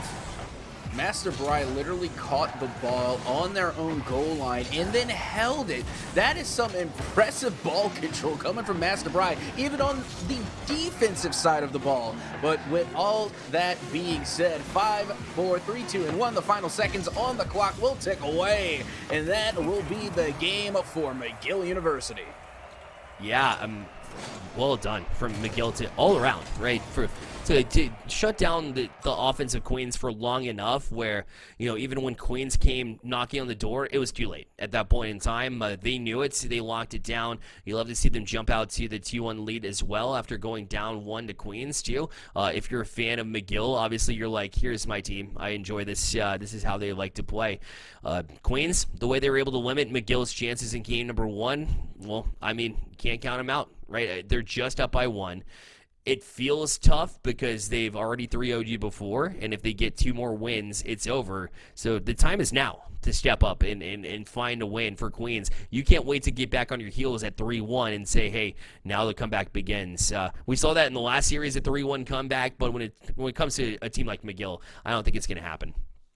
You really can't be sure either way. But with that being said, we did see McGill kind of fall, I guess, not necessarily under the pressure, but I guess under the pressure of the offense that was coming, of course, from Queens Golden Gales in round number 1. So, Queens Golden Gales still very much within striking distance. It's 2-1 overall in this series scoreline in favor of McGill. But going into to the benefit of McGill is that now they are on a 2-game winning streak, and they have a whole wave of momentum to ride into the next round. They do. They absolutely do, and they'll try to continue to work on some of the things that they haven't been perfect at either. They both teams are trying to really patch up a couple mistakes that worked both ways, and for Queens, a few more than McGill in the last one. But that being said, if they have a fine-tuned gameplay, we see that they can be the better team like they were in game number 1. So we have a rehost right now, so it'll be just another second before we get into the next one. So I will ask you, Atsoca, at what point will Queens be able to get back into this one? What are you looking for in this next one? Honestly, they can get back right into it, into this next game. All they really got to do is make sure that they're not really shadowing each other so much. We saw a lot of that. They were just a little bit too close for comfort. They weren't sharing the field. They weren't spreading out enough. And really, it was allowing McGill University to find the gaps in the field and in their net that allowed them to score so many times. So if they're able to communicate while spreading the field and not only keep awareness of where McGill University is, but where each other are, I think they're going to be able to rotate a lot better and find themselves in much better positioning, not only to get saves, but to turn those saves into fast break plays and inevitably find the back of the net more often. Yeah, we talked about speed, Atsoca, and that goes with it, right? Those rotations that they had on the back end to really create the offensive chances, right? To move down the field quickly in transition. Well, that's what allows you to do that. You can't really play aggressively, while also being able to get into a place where you are comfortably over and over again for the defense, but keeping a member of the play of your team downfield in case you want that redirect, like we saw from Queens earlier in that one too. Wizro with that incredible play at midfield. I would like to see a little bit more of that. Take some more risks if you're Queens University. I think it paid off in game number 1. I think you go right back to that, using your speed, using your ability to create plays and stretch the pitch. It worked out for Queens in game number 1. It'll have to do so as well as we are about to head into game number 4 here momentarily. Yeah, Queens just seems like they're a little shaken up. Of course, after that first loss, it's unfortunate. It feels bad. Yep. But now they just got to get out of their own heads at this point, because we saw what they're capable of in game number one. They were insanely speedy. They were able to connect in the midfield with some impressive pass plays. But now they're playing like they're a little bit nervous. They're hesitating on these pass plays when they really should just go for it. You're operating at a high speed is going to require you to take a little bit of risk. So you really just got to go head first into that risk and not be afraid of it. Yeah, exactly. Play a little bit more aggressively. You need to be, and this team beat you 3-0 in the regular season. So, jump back out and take that risk. Play a little bit differently than you did before, because obviously you couldn't quite find a solution the last time. And in game number one, you showed yourself that you can. And I think that's a big mental block that they will be able to kind of get through with. Well, I mean, it's been a crazy day here at Atsoca. I know you've been here just about all day on the on this network, on this B stream. So a little bit of a reflection overall as the day of the day as a whole. Again, a lot of upsets to make it into the final. So we saw a lot of lower seeds make it through, and some of them pulled out a victory as well. That was super cool to see. Absolutely, but without further ado, we are getting ready to head into game number 4. Remember, McGill University is up 2-1 in the overall series scoreline, and Queens Golden Gale is on the back foot. If they go down here, McGill University will have series point. Oh, they almost made it 1-0 already off the bat to challenge Queens and say, hey, we're going to play with the lead again. Luckily for Queens defense, be able to hold off. Llama Almighty will leave it for Wizrow. He's back in the zone. A chance for a double touch. Didn't quite get it, but the follow-up from Twinkle, who had quite a few goals in the last one, just not able to pull that one off. Left for Wizrow. And they're able to jump back on it because of the physicality that they played. And McGill University ends. This one off the back wall. A chance for a read, but answered nicely from Addy himself on the back end. Now, you see, this is the aggression we were talking about, and this is the speed. They took it immediately into the corner, and they got a pretty impressive banger to get the midfield pass. Granted, they weren't able to follow it up and score, but they were still causing a stir on the defensive side of McGill University. And honestly, when you're making that offensive push, that's really all you can ask for. Absolutely.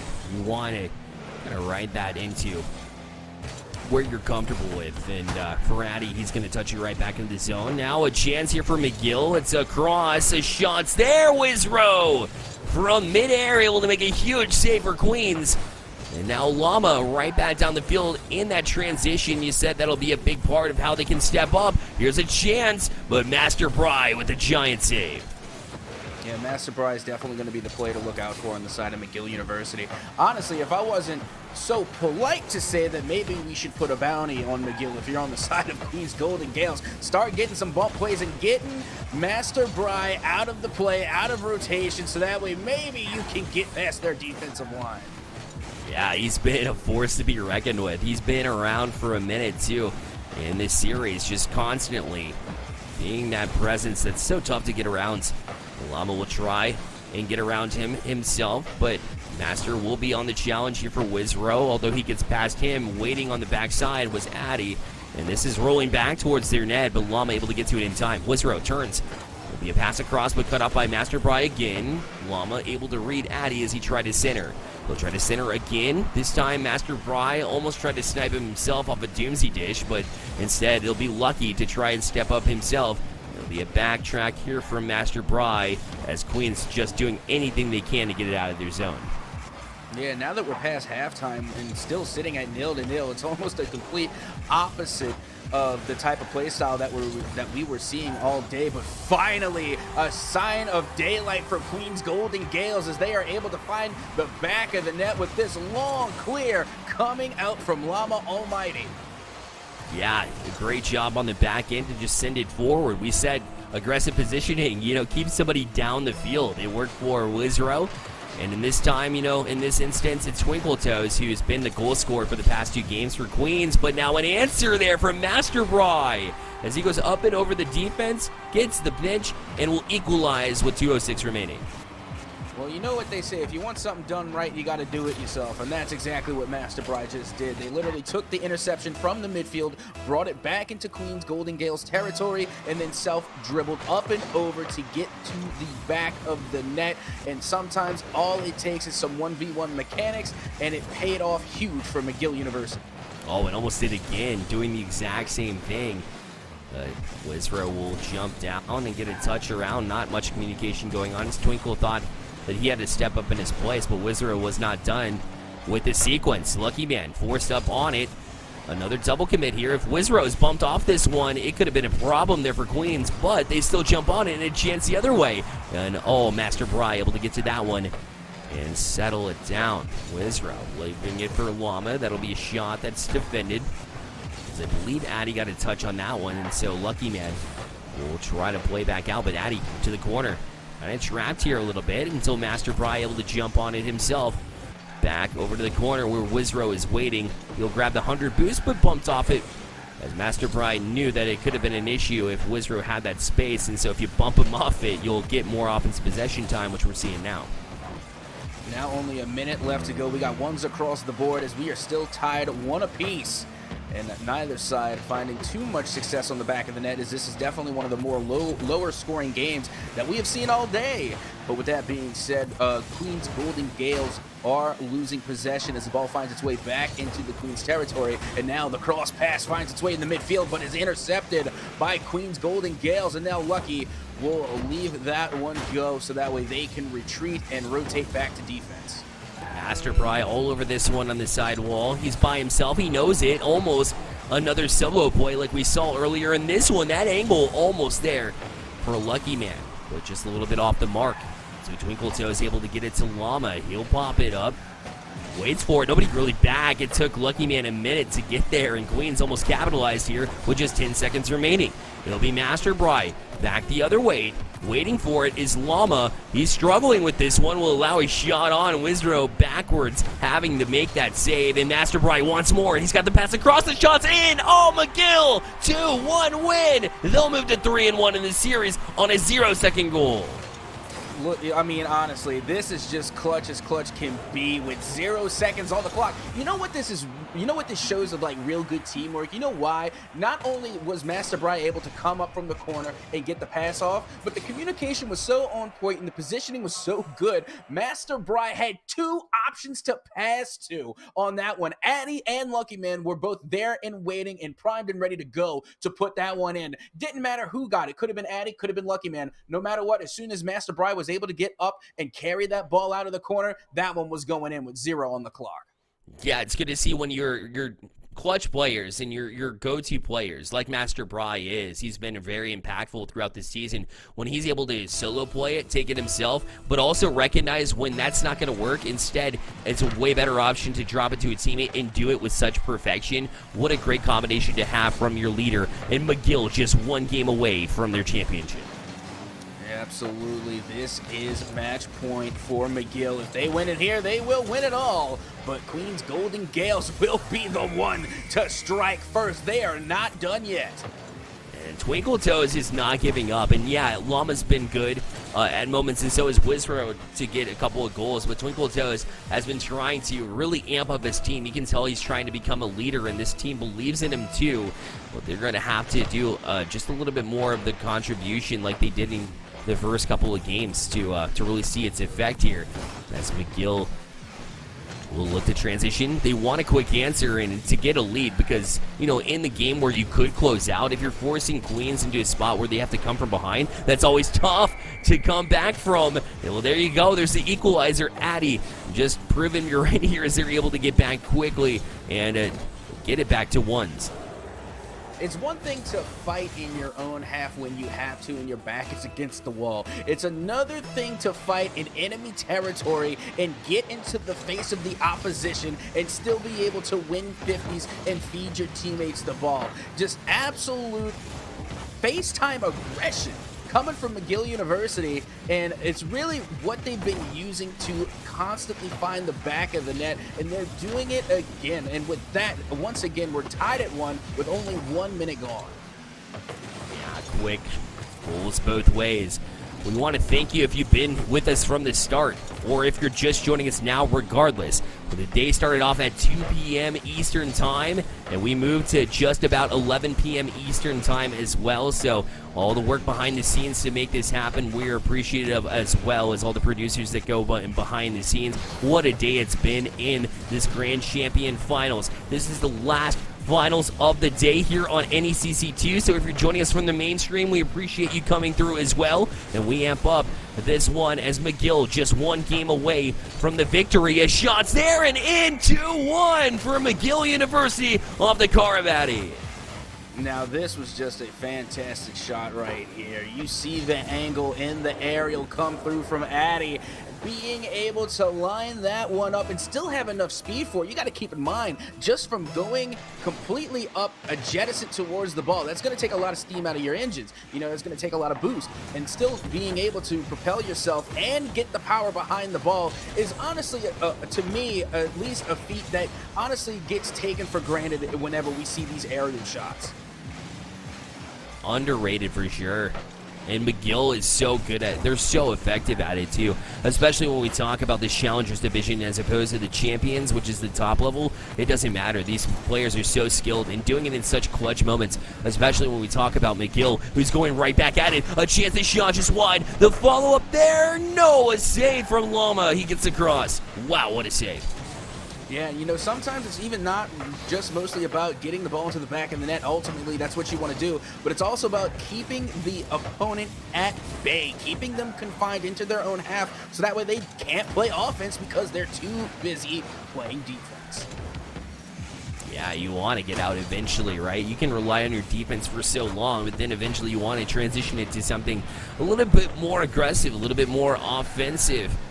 But Wizro, a quick move there, couldn't quite get around it as he was lacking boost. In order to get that angle, would have been a tough one regardless. So Queens back to the drawing board. This one will hit the ceiling. Birds, oh my, this one will bounce down and in. McGill up 3-1 now.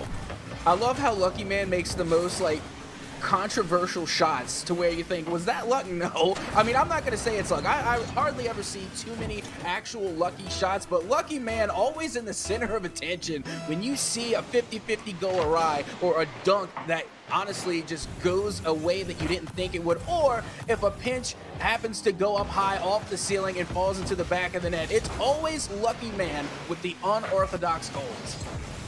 Turbo Pulse is the first one that comes to mind, right? I know he's recently been, is now a sub, right, for his team, but a four-time champion, but none of his goals really looked like it was going to be an intentional perfect shot, right, or a perfect setup, like just how it needs to be. Like, oh, there it is, right? But either way, it got the job done. Wizro will as well, as he's trying to battle back here for Queens. He'll pull them back within one here, and Queens, a little bit of hope, a little bit of life here. Absolutely, that'll do. Wizro working some magic there to bring their team back within striking distance. Now only one goal is the difference maker between McGill University and Queens Golden Gales, as there is only a minute and 30 left on the clock. Winkle will jump back out. Llama's got a great chance at a shot there, but Lucky Man able to disrupt that before it got going. A bit of a fake there. He sticks with it and gets the touch again. Another Turbo Pulse and like goal. Another Lucky Man type goal, we might as well call it at this point. We'll pull McGill back with a two-goal lead here late in this one here at Atsoca, as they are just soaking this up and trying to end it now. Might as well. Lucky Man once again being able to get what looked like a double dunk to put that one into the back of the net. Again, just showing why they are so good at those 50-50s, not only being able to win one, but also being able to win two. And with that, they go up to 4-2 in the scoreline now with just a minute remaining, and now Master Bry doing some work on defense, getting the save and clearing that one back toward Queen Golden Gale. But now Master Bry has to retreat and play just a little bit more defense. Oh, a great pass there. Can they get the angle? No, it eventually goes in. Twinkle Toes will be credited, but I believe they put that in their own net. But that setup from Llama was absolutely filthy. And luckily, but Master Bry couldn't quite get around it. Yeah, I'm not gonna lie, that one hurt a little bit. You know, we saw that it was honestly coming out. It really was. And I don't think Master Bride realized that they had teammates, they had help there and waiting. But, oh, well, when you have Lucky Man on your team, I guess you don't have to try and play the best defense you can, because Lucky Man is just going to put the ball into the back of net for you anyway. Oh my, what an angle it was. The arrow necessary to hit that angle was unreal. Literally almost had to go upside down in order to flick it in the right direction to get power on it and to put it past the defense. Wow. What an answer and response. Every single thing Queens has put up, McGill has had an answer for.